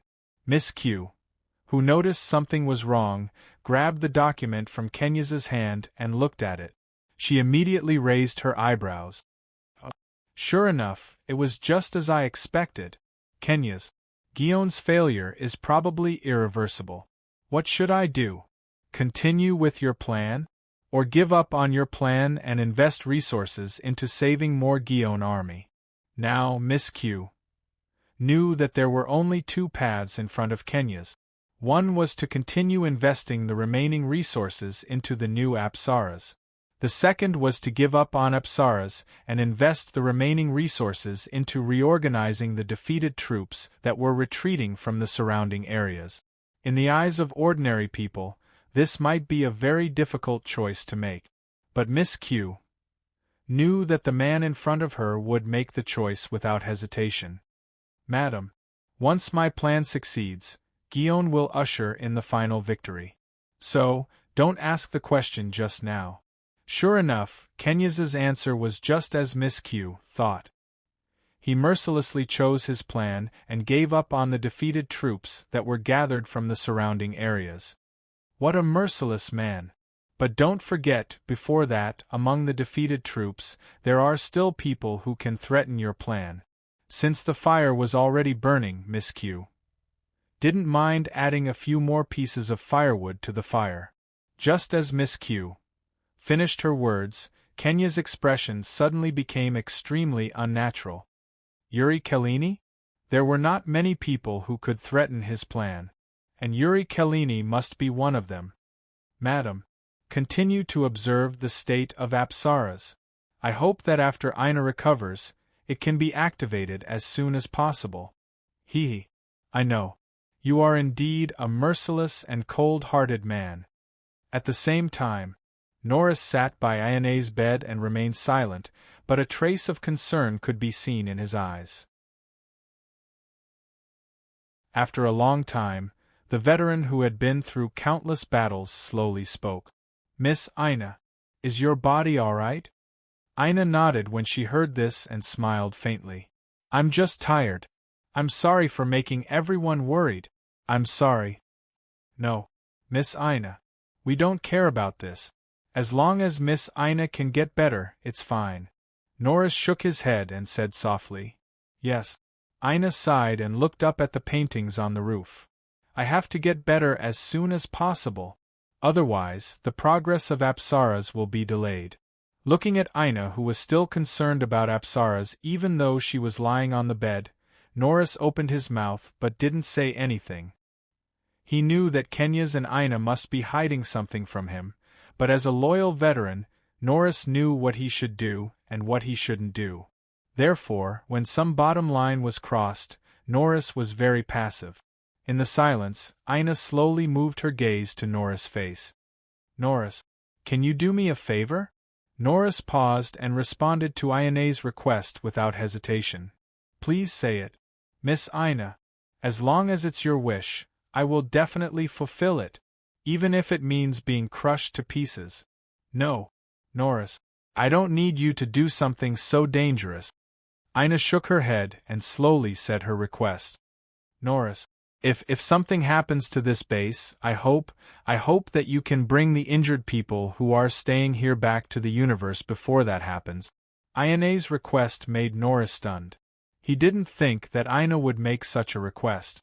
This made Norris didn't know how to answer for a moment. As the garrison officer of this base, Norris had an obligation to live and die with this base. Furthermore, the mech developed by Kinnis was about to go offline. At such a critical moment, Ina actually asked him to take away the injured people in this base. Norris didn't answer, but Ina gave him an answer. "Norris, I know this request is too willful, but I will create an opportunity for you to smoothly escape from this base." Ina said her promise while unconsciously touching her left arm that was wrapped in a long sleeve. This action was seen by Norris without reservation. Doubts flooded him like a tide. What gave Ina the ability to let the injured people escape from the Federation Army's powerful attack? That Apsara's? However, no matter how many doubts he had, Norris still nodded. "I will, Miss Ina. I will make a promise with you. After I complete my promise with Miss Ina, I definitely won't and I can't die. But, at the same time, Miss Ina must fully and properly protect herself before that and personally watch me bring everyone back to the universe. How about it, Norris?" Norris's promise made Ina shocked. She couldn't imagine that Norris would make such a promise. "Are you shocked, Miss Ina? The power that made you so brave and determined, it should be the power of love, right?" It wasn't that I didn't understand love in the past, but after walking the path of a professional soldier, I became like this. I don't know what Sir Kenyas is afraid of, but I know that a power that can make Miss Ina change so much must be beautiful.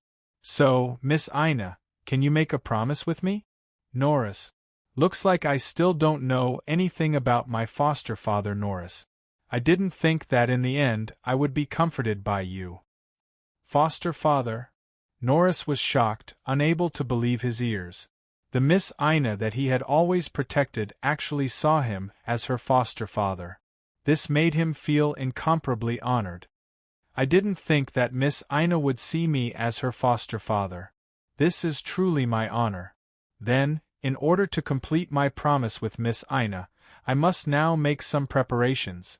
Miss Ina, before you complete your promise with me, please protect yourself. Norris was a man of his words. As soon as he finished speaking, he had already walked to the door, leaving his mountain-like back to Ina. Only when the door was shut and Norris' back was completely isolated from the outside world did Ina lower her head and slowly pull up her long sleeve, revealing her left arm that was wrapped by a strange device that was connected by numerous wires. A series of numbers were pulsating within the device, and it was fixed to her left arm. This is the last. Brother, this is the last thing I can do for you.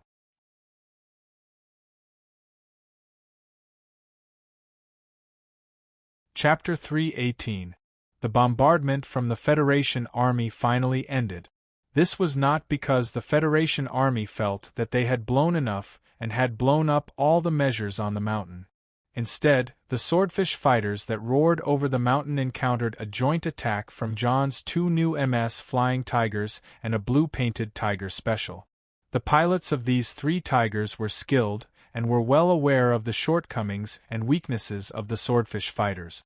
Therefore, under deliberate targeting, these swordfish fighters that previously roared in the sky were like raindrops, constantly falling from the sky. In the midst of increasing losses, Colonel Rhea also conveniently withdrew the swordfish fighters that were no longer of much use and replaced them with the MS troops that were already on standby. Hey! The coward is out! Under the sky where the swordfish fighters were retreating, the Blue Tiger Special Model stood at an exit dugout from the mountain, looking down at the teams of MS that were speeding up towards the mountain. Colonel Norris, what should we do now? The two flying tigers stood behind the Tiger Special, and the voice of Norris' subordinates came from one of them. Go back. Resupply. The next battle will be very intense. We have to be prepared. Norris' eyes gradually became fiery. This was perhaps the most dazzling moment in his life. He knew that this battle was not because of John, nor was it because of the Federation, but because what he was thinking at the moment was to fulfill Anna's wish. Miss Ina, since you said that I am like your father, then, as a father, I should give my most beloved daughter the most precious gift in the world. No, it shouldn't be like this. As the Blue Tiger Special was closed by the huge gate, Norris' gaze also fell on Marine Jim, who was speeding up the mountain through the gap of the gradually closing gate. It doesn't matter what the gift is. A father should fulfill his most beloved daughter's wish. Just you wait, Miss Ina. Boom. Da-da-da-da-da. As Jim's rocket launcher blew up the gate leading to the underground passage, his teammate MS raised the 100mm machine gun in his hand and fired a chain of bullets at the gate where the thick smoke had yet to dissipate. Streaks of light representing bullets flashed past, and the tunnel leading to the underground was also ravaged by countless whistling bullets. In particular, John's soldiers, who tried to rely on the terrain brought about by the rugged passage to ambush the Federation Army's MS, suffered heavy losses under this wave of firepower. Thus, the tug-of-war over this underground passage began. TSK. They've already started fighting. Eladoya frowned. The tug-of-war over the passage had obviously affected his understanding of the sonar situation around him. Eladoya, what's the situation? After Ray Minkai parked his number 4 Marine Gauda behind a building, he asked. It's not great, but it's not too bad either. Right now, there were too many noises underground. It was just like a messy assembly of smashers. There are all kinds of noises. The frown on Eladoya's face grew deeper and deeper. The increasing noise was beginning to torture his hearing. However, since Eladoya was the team's clairvoyant and all-hearing, he was still holding on. Eladoya, pay attention to the situation. If there's anything wrong, inform us immediately. Shiro Amada's eyes never left the smoke-filled mountain that was full of potholes from the bombardment. Yes, Captain. Suddenly, Eladoya let out a blood-curdling scream. At the same time, he slapped the earpiece that he had pressed to his ear with both hands as if he had seen a ghost. What happened? Eladoya. Eladoya's scream instantly spread through the communication channel to the entire 8th Squad. Shiro Amada immediately asked. No. Everyone, prepare to defend against the impact. Over there, that seems to be the position of the 7th Squad. Just now I heard a loud noise. It seems to be the sound of the 7th Squad being blown up in an instant. What? Everyone, take cover immediately. Quick! Shiro Amada was shocked and immediately issued an urgent order. In the midst of this sudden tension, Ray Minkai also piloted his Marine No. 4 Gauda to hide behind the building that was originally used for hiding. Is that the 7th Squad that Leia sold?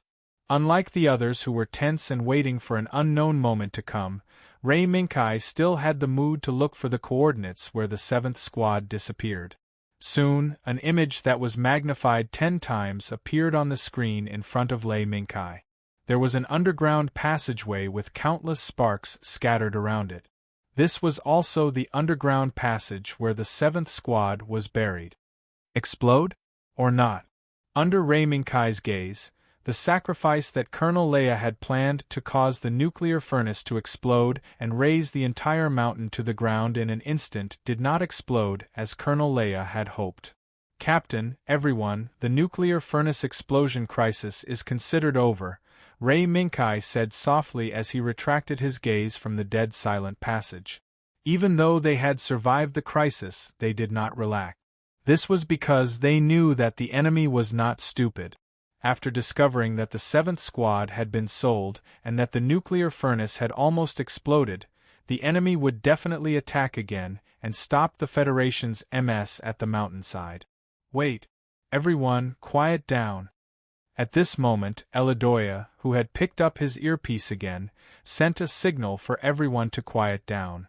Negri, who was sitting next to Eladoya, saw how focused Eladoya was and could not help but wipe the sweat off his forehead. He looked at Eladoya nervously.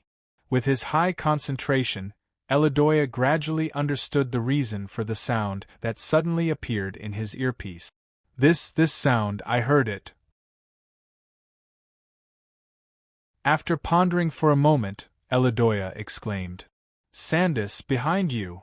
He's coming out. Be careful. When Sandus heard this, he immediately looked back. There was a loud rumbling sound caused by something breaking out of the ground, and a huge cloud of dust that was enough to block the vision of Sandus Gao, the land fighter. Boom!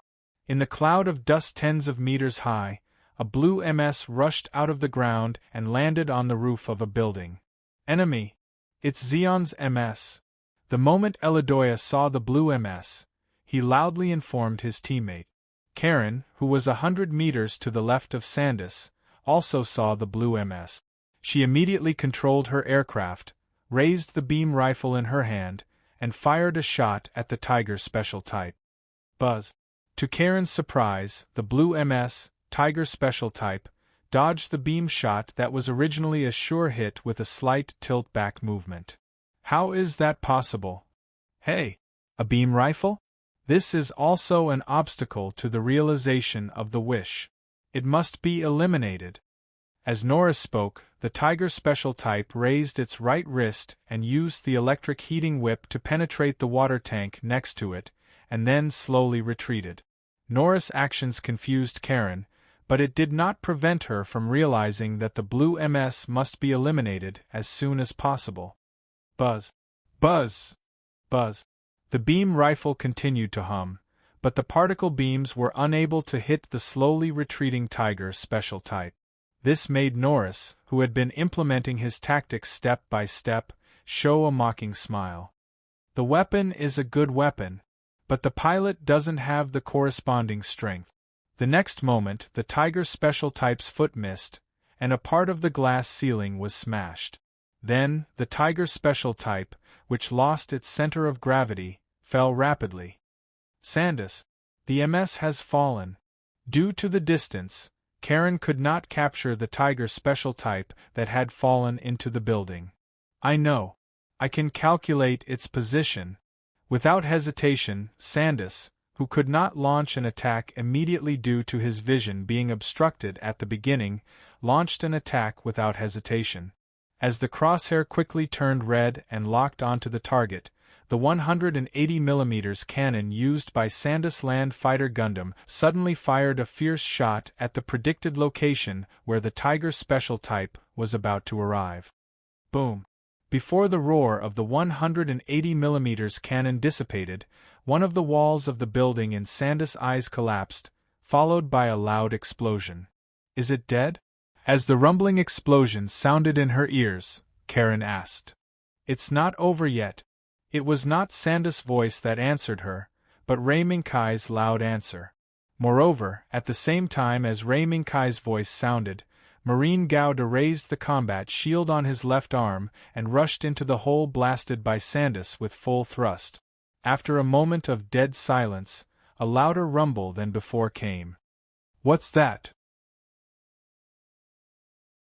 Under the gaze of Karen and Sandus, Marine Gauda, who suddenly appeared and rushed into the building, knocked the blue MS Tiger Special Type out of the building. Among the flying sand and dust of the collapsed building, the blue MS and the white MS flew out one after another, and then, under the drag of gravity, fell rapidly to the ground. Boom! Squeak! The sound of heavy metal falling to the ground and the noise of metal rubbing against the ground under great force alternated. In the cockpit of the Tiger Special Type, Norris let out a muffled groan and forcibly swallowed the discomfort caused by the violent impact just now. Hey! Interesting! Norris's eyes flashed with fighting spirit. He didn't expect that someone would be so reckless as to brazenly rush in and rescue the steel tank that should have been killed by the Tiger Special Type. Pitter-patter! The wreckage of buildings, large and small, fell to the ground in the dust, and also fell on the two MS that stood opposite each other, making a loud noise on the cold armor on their bodies. Amidst the mechanical roar, the Tiger Special Type and Marine Gauda No. 4 raised the shield in their hands tacitly. Then, they suddenly took a step forward and ran quickly. However, this was not a face-to-face charge, but a face-to-face lateral movement. Who? The huge humanoid MS shuttled quickly among the uneven buildings. Sometimes it accelerated, sometimes it turned. The only thing that didn't change was the distance between the two sides. No matter what tactics the two sides used, there were a number of buildings between the two sides as a separation belt. Boom! The Tiger Special Type took a few steps and suddenly stopped behind a building. The single eye on its head turned left and right at the same time, paying attention to the surrounding movements at all times. Interesting. I didn't expect there to be such a powerful pilot in the Federation Army. It seems that the biggest obstacle to achieving my wish may be him. Miss Ina. Norris's heart was beating rapidly. At this moment, Norris's whole body seemed to have entered an unprecedented state of excitement, pushing his spirit, concentration, and reaction to the peak. Gotcha! In an instant, Norris's ears moved, and he instinctively pushed with both hands. The Tiger Special Type fell forward, rolled a few times on the ground, and quickly got up from the ground, raised the grim shield in its hands, and shot at the building that was originally used to hide. Da-da-da-da-da! Dang! In the midst of the grim shield's explosive shots, a combat shield with countless sparks broke through the building, bringing along countless sand and dust as it fell in front of the Tiger Special Type. Boom! In an instant, in the midst of the sand and dust, the Marine Gauda No. 4's combat shield and the Tiger Special Type's grim shield fiercely collided together. The huge force of the collision between the two actually caused the concrete under the feet of the Tiger Special Type to crack like a spider web. Don't look down on me! The tyrannical strength not only caused cracks to appear on the concrete beneath the Tiger Special Model's feet, it also caused Norris, who was holding onto the control stick, to directly feel a formidable strength that he had never felt before in his entire life on the battlefield. Rise for me! The moment Norris roared from the bottom of his heart, the bright red eye of the Tiger Special Type suddenly became even redder. Then, the suppressed Tiger Special Type actually burst out with an even more powerful force, and forcibly pushed back Marine Gauda No. 4's combat shield. You actually still have strength left? Ray Minkai pulled back his right hand, and let Marine Gauda No. 4 take a few steps back, raised his shield and gun, and cautiously looked at the Tiger Special Type, who also raised his shield, and pulled out his blade. Buzz! The confrontation appeared again. But this confrontation did not last long. Because, in the battle just now, both sides had already figured out the strength of each other. Come on, pilots of the Federation, let me see your strength. The Tiger Special Type raised his grim shield, dragged his thermal sword, and took large strides on the street under his feet, charging towards Marine Gauda No. 4 with a fearless attitude.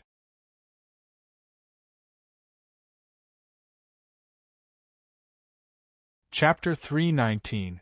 Dong Dong Dong. The rapid and heavy sound was like the beating of a drum. The Tiger Special Type charged forward with his shield raised. Even if he was facing a beam rifle that could pierce through him in one hit, he was still fearless.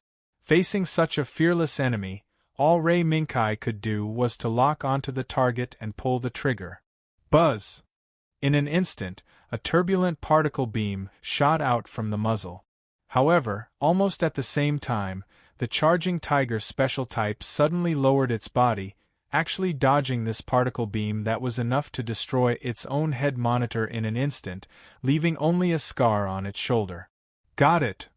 Norris, who had successfully lured the enemy, roared and pushed the joystick. With the scar left by the particle beam on his shoulder, the tiger special type swung the grim shield forward. The right hand hidden behind the grim shield dragged the thermal sword from bottom to top and went straight for the 4th Marine Gao Da's abdomen. Bang! In the next second, a loud explosion sounded. It was the 4th Marine Gao Da's battle shield colliding with the tiger special type's grim shield again. Moreover, between the claw-like protrusions at the front of the battle shield, the tiger special type's heat sword was stuck from bottom to top. However, even if the thermal sword was stuck by the battle shield, it couldn't block the attack of the thermal sword for long. The thermal sword that had already cut deeply into the battle shield was the evidence. Ha ha ha ha. Well done. Seeing Gundam's reaction, Norris was not stingy with his words of praise. He didn't think that Ray Minkai would actually use a battle shield to block the tiger special type's shield attack and thermal sword at the same time in such a short time. Thanks for the compliment. But this is nothing. The voice sounded without warning. Norris was shocked, but he immediately reacted. Contact communication? Hey! What a young voice. A pilot from the Federation. I am Norris Barkard. Your name? Norris suddenly revealed his identity, which made Ray Minkai stunned for a moment, then he smiled. Norris Barkard. It's really you. Ray Minkai, that's my name. Ray Minkai? Although the pronunciation was a little weird, he could feel that it was a good name. Come on. Norris' fighting spirit soared, the strength in his hands seemingly increasing without limit. Driving the Tiger special model that was locked in a stalemate with Marine No. 4 Gouda, he once again burst forth with even greater strength. Pilots from the Federation, if you can't perform to the best of your abilities, then go to hell. Amidst the angry roar, the Tiger special type's heat sword that was stuck in the shield fiercely erupted with an even more powerful force. Once again, it charged towards the shield. No, it should be the left arm behind the shield. This was an attempt to cut off both the shield and the arm. Ray Minkai naturally wouldn't let Norris have his way. In a battle of this level, any flaws in the body's performance or control technique would be a fatal weakness. Schwa! Norris's thermal sword was quickly brought up into the air, following the center line of the combat shield as it went straight for the left arm of the Gundam. Just as it looked like the combat shield and the left arm were about to be chopped off, an afterimage suddenly appeared at the edge of Norris's left vision. That's... Boom. Without any reaction, Norris only knew that an irresistible force rapidly spread from the waist of the Tiger special model to the entire body, and even forced the Tiger special model to take a few steps back. Only after smashing through half of a building as tall as itself, did it manage to stop its body. However, this didn't mean that the Tiger special model that had smashed through the building had lost its ability to resist. Under Norris's control, even he had suffered a great loss from this collision. However, Norris's instinctive reaction was still powerful. The moment the Tiger special model smashed through the building, the grim shield in its hands was raised once again, and shot wildly towards the location of Marine No. 4 Gouda in Norris' memory. Da-da-da-da-da! The whistling bullets tore through the dust raised by the Tiger special model that had smashed through the building, and rushed straight towards Marine No. 4 Gouda. Bang! Bang! Bang! Although the general target was Marine No. 4 Gouda, in this turbulent barrage of bullets, there were some bullets that flew straight towards the ground. They didn't pose any threat to Marine No. 4 Gouda, and they only seemed to be futile in raising bursts of dust on the ground. A smokescreen? Lei Minkai had already noticed the movements of the Tiger special type long ago. Moreover, He also knew that there would definitely be a Tiger Special type ambush amidst the explosion of smoke in front of him. Zila. Suddenly, a flash of lightning split the fog in Ray Minkai's mind. Over there. Ka. The combat shield that was split in half by the thermal sword was thrown by Ray Minkai into the smoke on the left without any reluctance, and while throwing the combat shield, he took half a step back. Boom. Amidst the sound of the thrown combat shield hitting something and exploding, a small shadow also broke through the smoke at the same time and went straight towards Marine No. 4 Gouda. This was the Tiger Special Model's thermal whip. However, this thermal whip that attempted to launch a sneak attack under the cover of the smoke and dust did not hit Marine No. 4 Gouda. Because before this, Ray Minkai had the foresight to drive Marine No. 4 Gouda back half a step, barely avoiding the thermal whip that relied on the smoke and dust to launch an attack. Puff. But this was not the end. Even if the thermal whip was dodged, Norris' attack would never be so simple. The blue MS stirred up a gust of wind that blew away all the smoke and dust around it, whistling as it crashed into Marine No. 4 Gouda. At this time, Marine No. 4 Gouda no longer had a combat shield in his hand to provide protection. It could almost be said that Marine No. 4 Gouda's situation was now wide open. As long as Marine No. 4 Gouda was hit by the spikes on the right shoulder of the Tiger Special Model, he would suffer a great loss. Bang! At the critical moment, the afterimage appeared again. However, this time, the afterimage made Norris's heart ring with alarm. Norris suddenly pulled his hands subconsciously, and the Tiger Special Model that was in the charging state actually staggered and abruptly stopped the charging state. But he paid the price for this. Beep beep beep. The urgent alarm continued to sound, and the black shadow that almost killed the Tiger Special Model flashed past his eyes. Norris could not help but take a deep breath. Did the left leg joint exceed the upper limit? And that strange weapon finally appeared. Yes. Meteor Hammer. After losing the combat shield, in order to avoid the charging Tiger Special Model, Ray Minkai did not hesitate to use the weapon that Marine No. 4 Gouda kept to this day, the Meteor Hammer. Walala! The sound of the iron chain continued to ring out. Under the push of the rocket launcher, the Meteor Hammer drew an arc in the air. It was like an eagle hunting its prey from top to bottom, heading straight for the Tiger Special type. Boom! The Tiger Special Model's reaction was very fast, but when it avoided the impact of the Meteor Hammer, it accidentally triggered the fault caused by the previous emergency braking. Beep beep beep beep beep. The screen in front of him flashed with a red light, and the icon that represented the damage to the left leg of the Tiger Special Model was like a spike, deeply piercing into Norris's eyes. However, Norris didn't pay it any mind as he casually pressed the ignore button. After turning off the noisy alarm, he once again threw himself back into the battle. Bang! Bang! The afterimage of the thermal swords brandishing surrounded the Tiger Special type, so that not even a drop of water could leak out. No matter how strange the attack of the Meteor Hammer was, it could not break through the defense of the Tiger Special Model. Moreover, Norris also tried to use the Grim Shield to distract Marine No. 4 Gouda in between the defense. However, just like the Meteor Hammer could not break through the defense of the Tiger Special Model, the shooting of the Grim Shield could not have any effect on Marine No. 4 Gouda. At most, it could only force Marine No. 4 Gouda to the back of the surrounding buildings.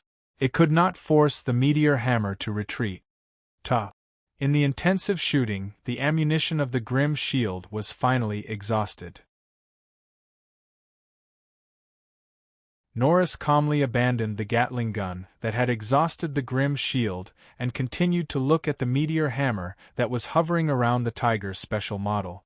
No matter how many times I see it, I feel that this is a strange weapon.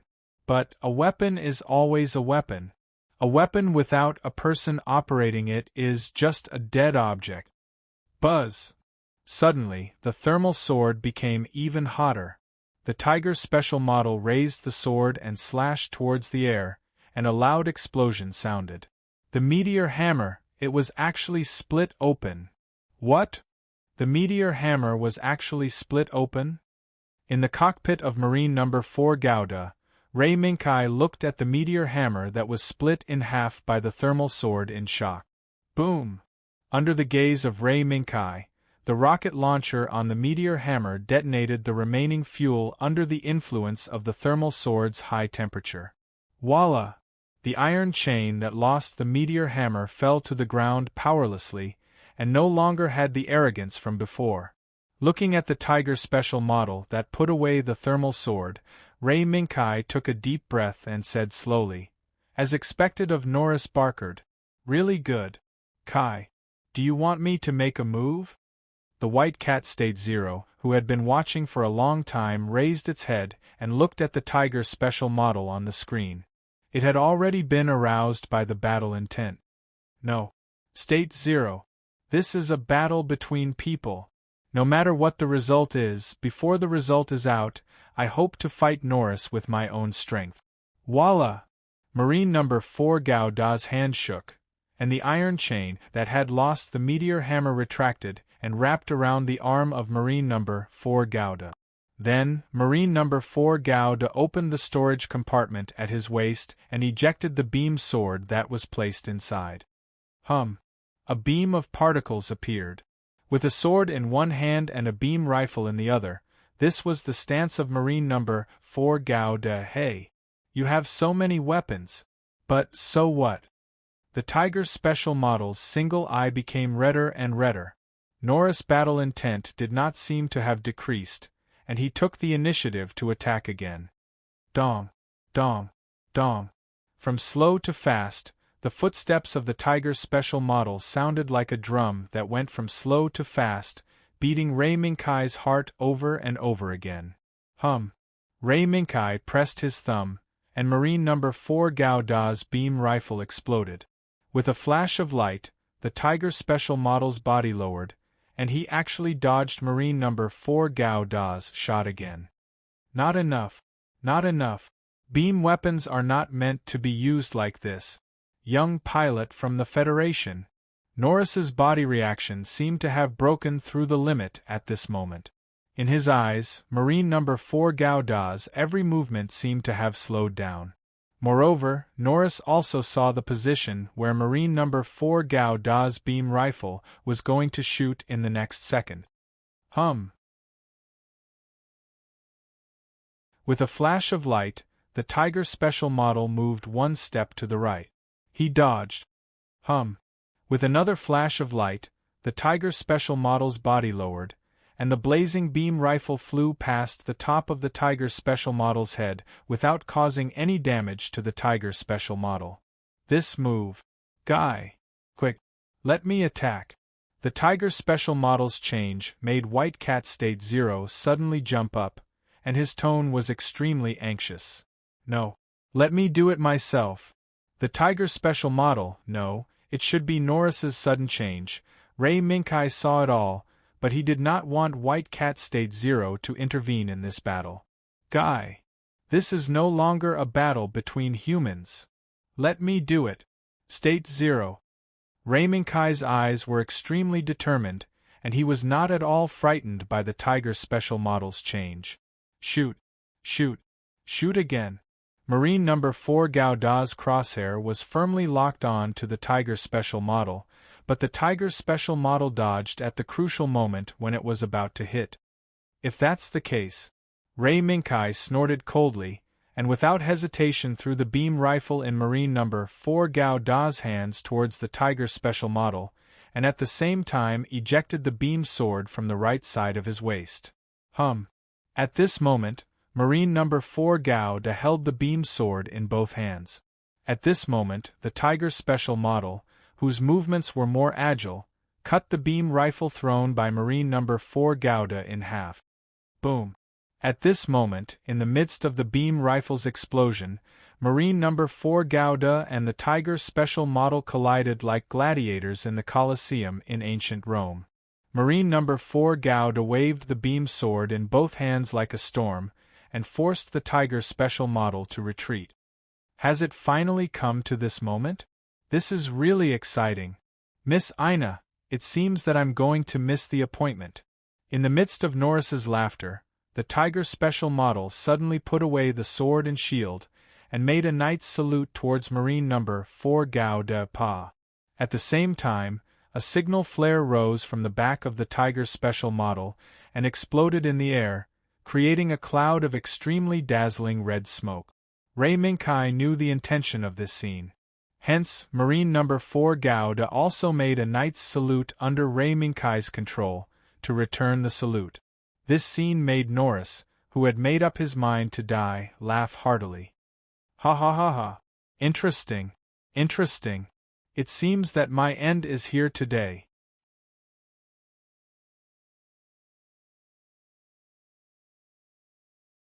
Chapter 320.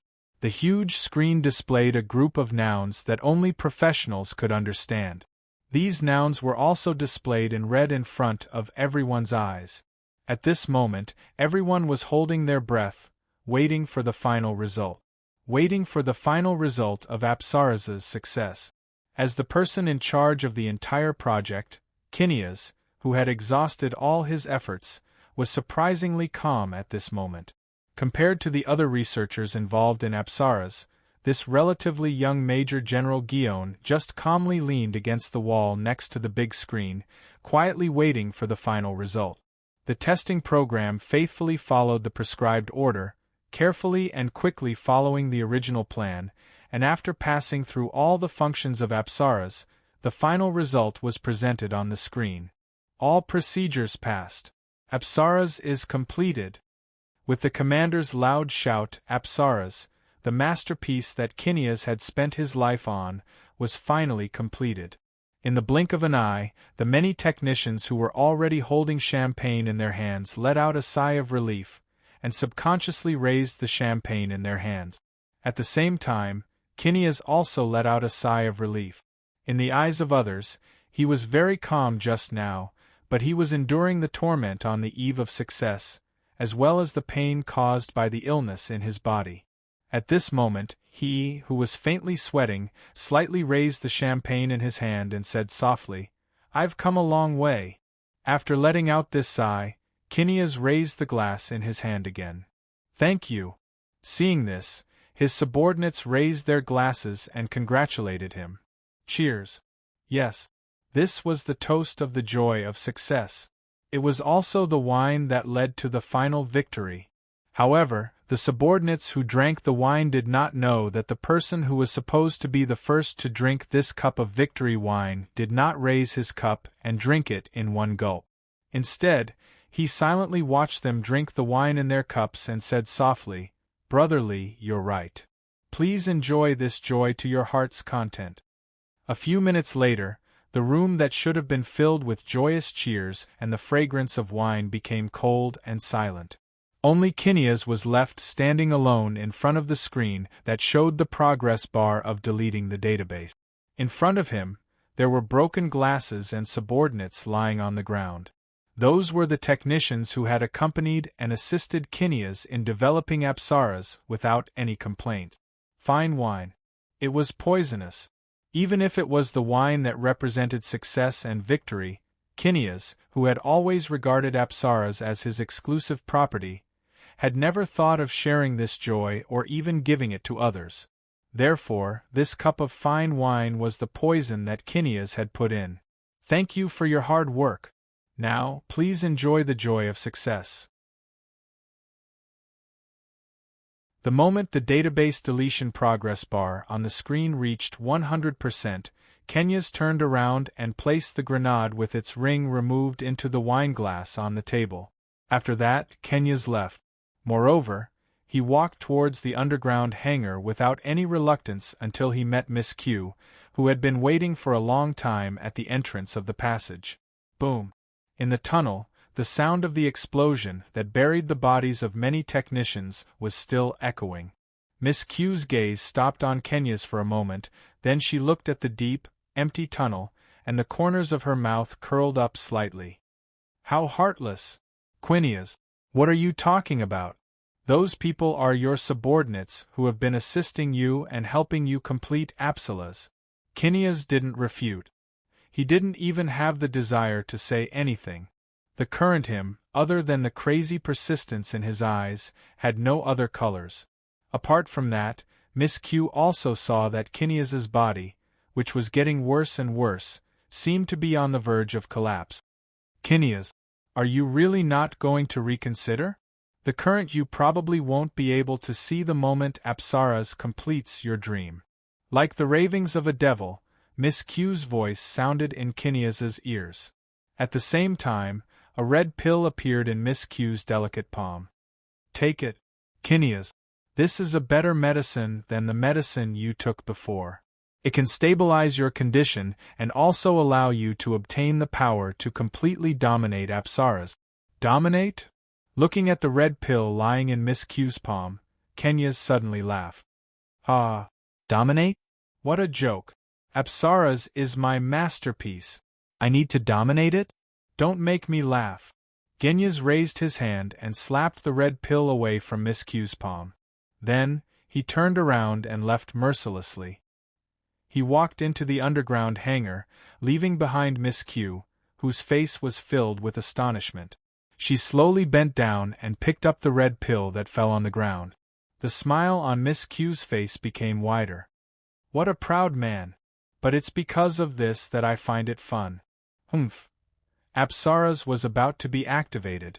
On the other hand, the battle between Ray Minkai and Norris was getting more and more intense. The intensity was so intense that even the 8th Squad couldn't intervene. Captain, let's quickly support 2nd Lieutenant Ray Minkai. Sandus let the 180mm cannon lock onto Norris Blue Tiger special model, but because of the high-speed displacement caused by the fierce battle between the two sides, it failed. No. I'll leave the MS to 2nd Lieutenant Ray Minkai. We still have other missions. Amada Shiro also wanted to support Ray Minkai, but as the captain, he still remembered the mission that the 8th Squad needed to complete.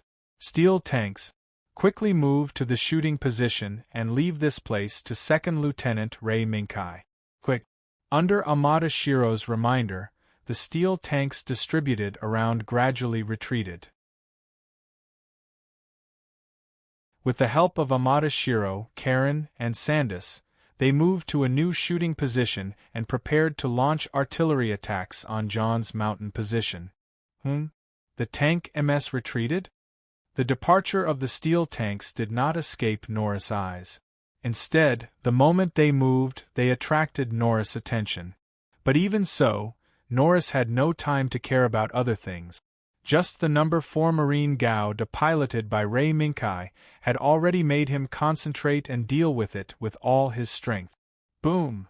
The two huge humanoid MS that were like gladiators confronting each other in an ancient coliseum suddenly took a step forward at the same time and rushed towards each other. Heat sword, light sword, both slashed at each other's most fatal parts in the next moment. However, the moment the opponent's sword blade slashed on his body, whether it was the Tiger Special Type or number 4 Marine Gauda, they both turned sideways to avoid the opponent's slash at the same time. It's not over yet. Ray Minkai's murderous intent appeared in his eyes. Number 4 Marine Gauda turned his wrist and immediately turned the light sword in his hand and fiercely stabbed towards the back. Swoosh! It hit. However, the object that the light sword stabbed towards the back was not the body of the Tiger Special Type, but the shield in his hand. The blazing beam blade penetrated deeply into the shield, and was only a hair's breadth away from the Tiger Special Armor's chest. The blazing particles even left a faintly visible red spot on the Tiger Special Armor's chest armor. Got it. The Tiger Special Type's single eye that blocked the stab of number 4 Marine Gauda brightened. It raised the long sword in its hand and quickly stabbed towards the back of number 4 Marine Gauda Kai. Be careful! White Cat State 0 exclaimed. Ray Minkai exerted force with both feet and pushed with his left hand.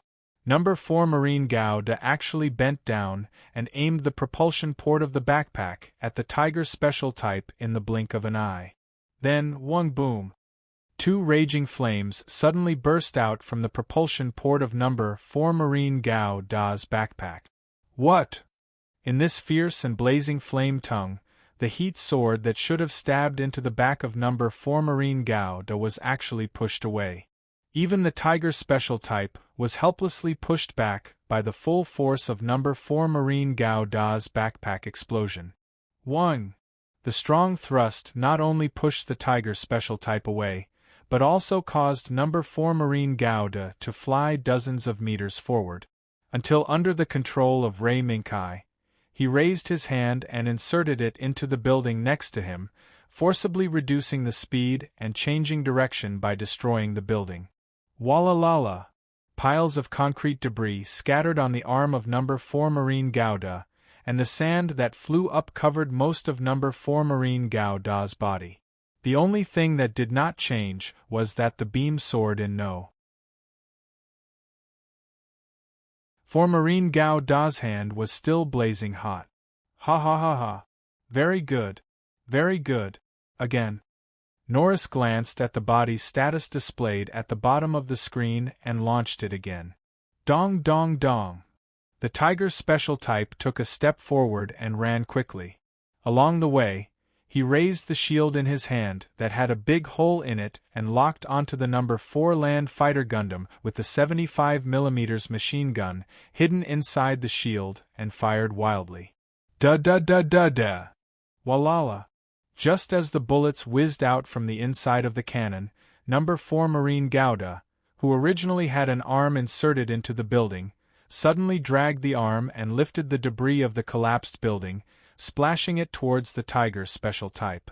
Walala! In the blink of an eye, sand and stones flew and the sky was filled with smoke and dust. Even if the Tiger Special Type firmly locked on to number 4 Marine Gao Da before, it couldn't lock on to the other party's figure in the dust raised by number 4 Gao Da. Buzz! Boom! As Norris controlled the Tiger Special Assault model to take a few steps back, trying to increase the distance between them and the Gundam number 4, a huge figure suddenly appeared from the left side of the Tiger Special Assault model. It broke through the smoke and dust in the air and slammed into the Tiger Special Assault model. Ah! The powerful force generated by the collision of 2 humanoid MS that weighed dozens of tons knocked the Tiger Special Type back, and Norris, who was sitting in the cockpit, was dizzy and almost lost consciousness. Bah! Ha ha ha ha! I was careless. But this is what I want. Thump! Half of the Tiger Special Type's body was knocked into the building, and at the moment when the one-eyed light burst out, he forcibly dragged his body out of the collapsed building, and dragged the heat sword in his hand and slashed behind him from the bottom right to the top left. Who? He didn't hit anything, only the sound of wind rolling up when the blade was swung. However, Norris was not discouraged, because he knew that the enemy, number 4 Marine Gao Da, did not attack rashly. Putting away the blade and putting up the shield again, the Tiger Special Type stared at number 4 Gao Da, who was standing not far away. The second round, it's my turn. Ray Minkai's gaze fell on the Tiger Special Type's shield that had a big hole in it, and he chuckled. After that, the number 4 Land Fighter Gundam's propulsion backpack once again erupted with 2 tongues of flame, granting the speed boost brought by the powerful propulsion to the number 4 Land Fighter Gundam. Swoosh! As the distance between the two sides shortened, the beam sword in number 4 Gao Da's right hand pressed down and went straight to the waist of the Tiger Special Type, and the beam sword in his left hand stabbed straight at the Tiger Special Type's head. One up and one down, a two-sided attack. The No. 4 Land Fighter Gundam's offensive could be said to be dangerous, but the Tiger Special Type was unmoved. Under Norris's control, it slightly raised the grim shield in its left hand, and without hesitation, it fired a series of bullets towards the ground, towards the feet of number 4 Gao Da. Tut tut tut tut. While the whistling bullets made holes in the ground under number 4 Gao Da's feet, it also set off bursts of sand and dust, blocking Ray Minkai's vision. This was exactly the method Ray Minkai used to shoot the Tiger Special Type just now. Now, Norris was just doing the same thing. Tisk! Ray Minkai cursed, and with a stomp of his right foot, number 4 Gouda immediately turned to the right. In the next second, a series of bullets flashing with bright yellow light broke through the smoke and dust, and flew past number 4 Gouda's outer armor. Almost at the same time, before number 4 Gouda's figure stabilized, a heat sword was placed horizontally in front of number 4 Gouda, as if it was going to slash towards number 4 Gouda's cockpit. As long as the slash was solid, Ray Minkai's little life would probably be gone on the spot. Kai! White Cat State Zero glared, and jumped into the screen in front of it without hesitation, trying to activate its ability to fuse with number 4 Gouda to prevent Ray Minkai from dying under the Tiger Special Type's new heat sword. However, Ray Minkai was not as nervous as the White Cat State Zero. His gaze was very calm, even in the face of the heat sword that was about to split open the cockpit. Ray Minkai moved his feet again. The number 4 Land Fighter Gundam's propulsion backpack still faithfully spat out tongues of flame according to Ray Minkai's orders, increasing the thrust to the limit of being able to grant the number 4 Land Fighter Gundam instantaneous mobility. Boom! The flames roared. Under the threat of the heat sword, number 4 Gouda actually flew forward some distance in an instant, and the heat sword that was supposed to hit the cockpit landed on number 4 Gouda's waist. Zap! The indestructible heat sword cut through 2/3 of number 4 Gouda's waist without any hindrance. On the screen in front of Ray Minkai, a large number of red alerts also popped up. Number 4 Gouda's body parts below his chest lost control and could no longer be activated. However, Ray Minkai was still calm. Because, at the moment when the heat sword slashed down, number 4 Gouda's beam sword also stabbed forward at the same time.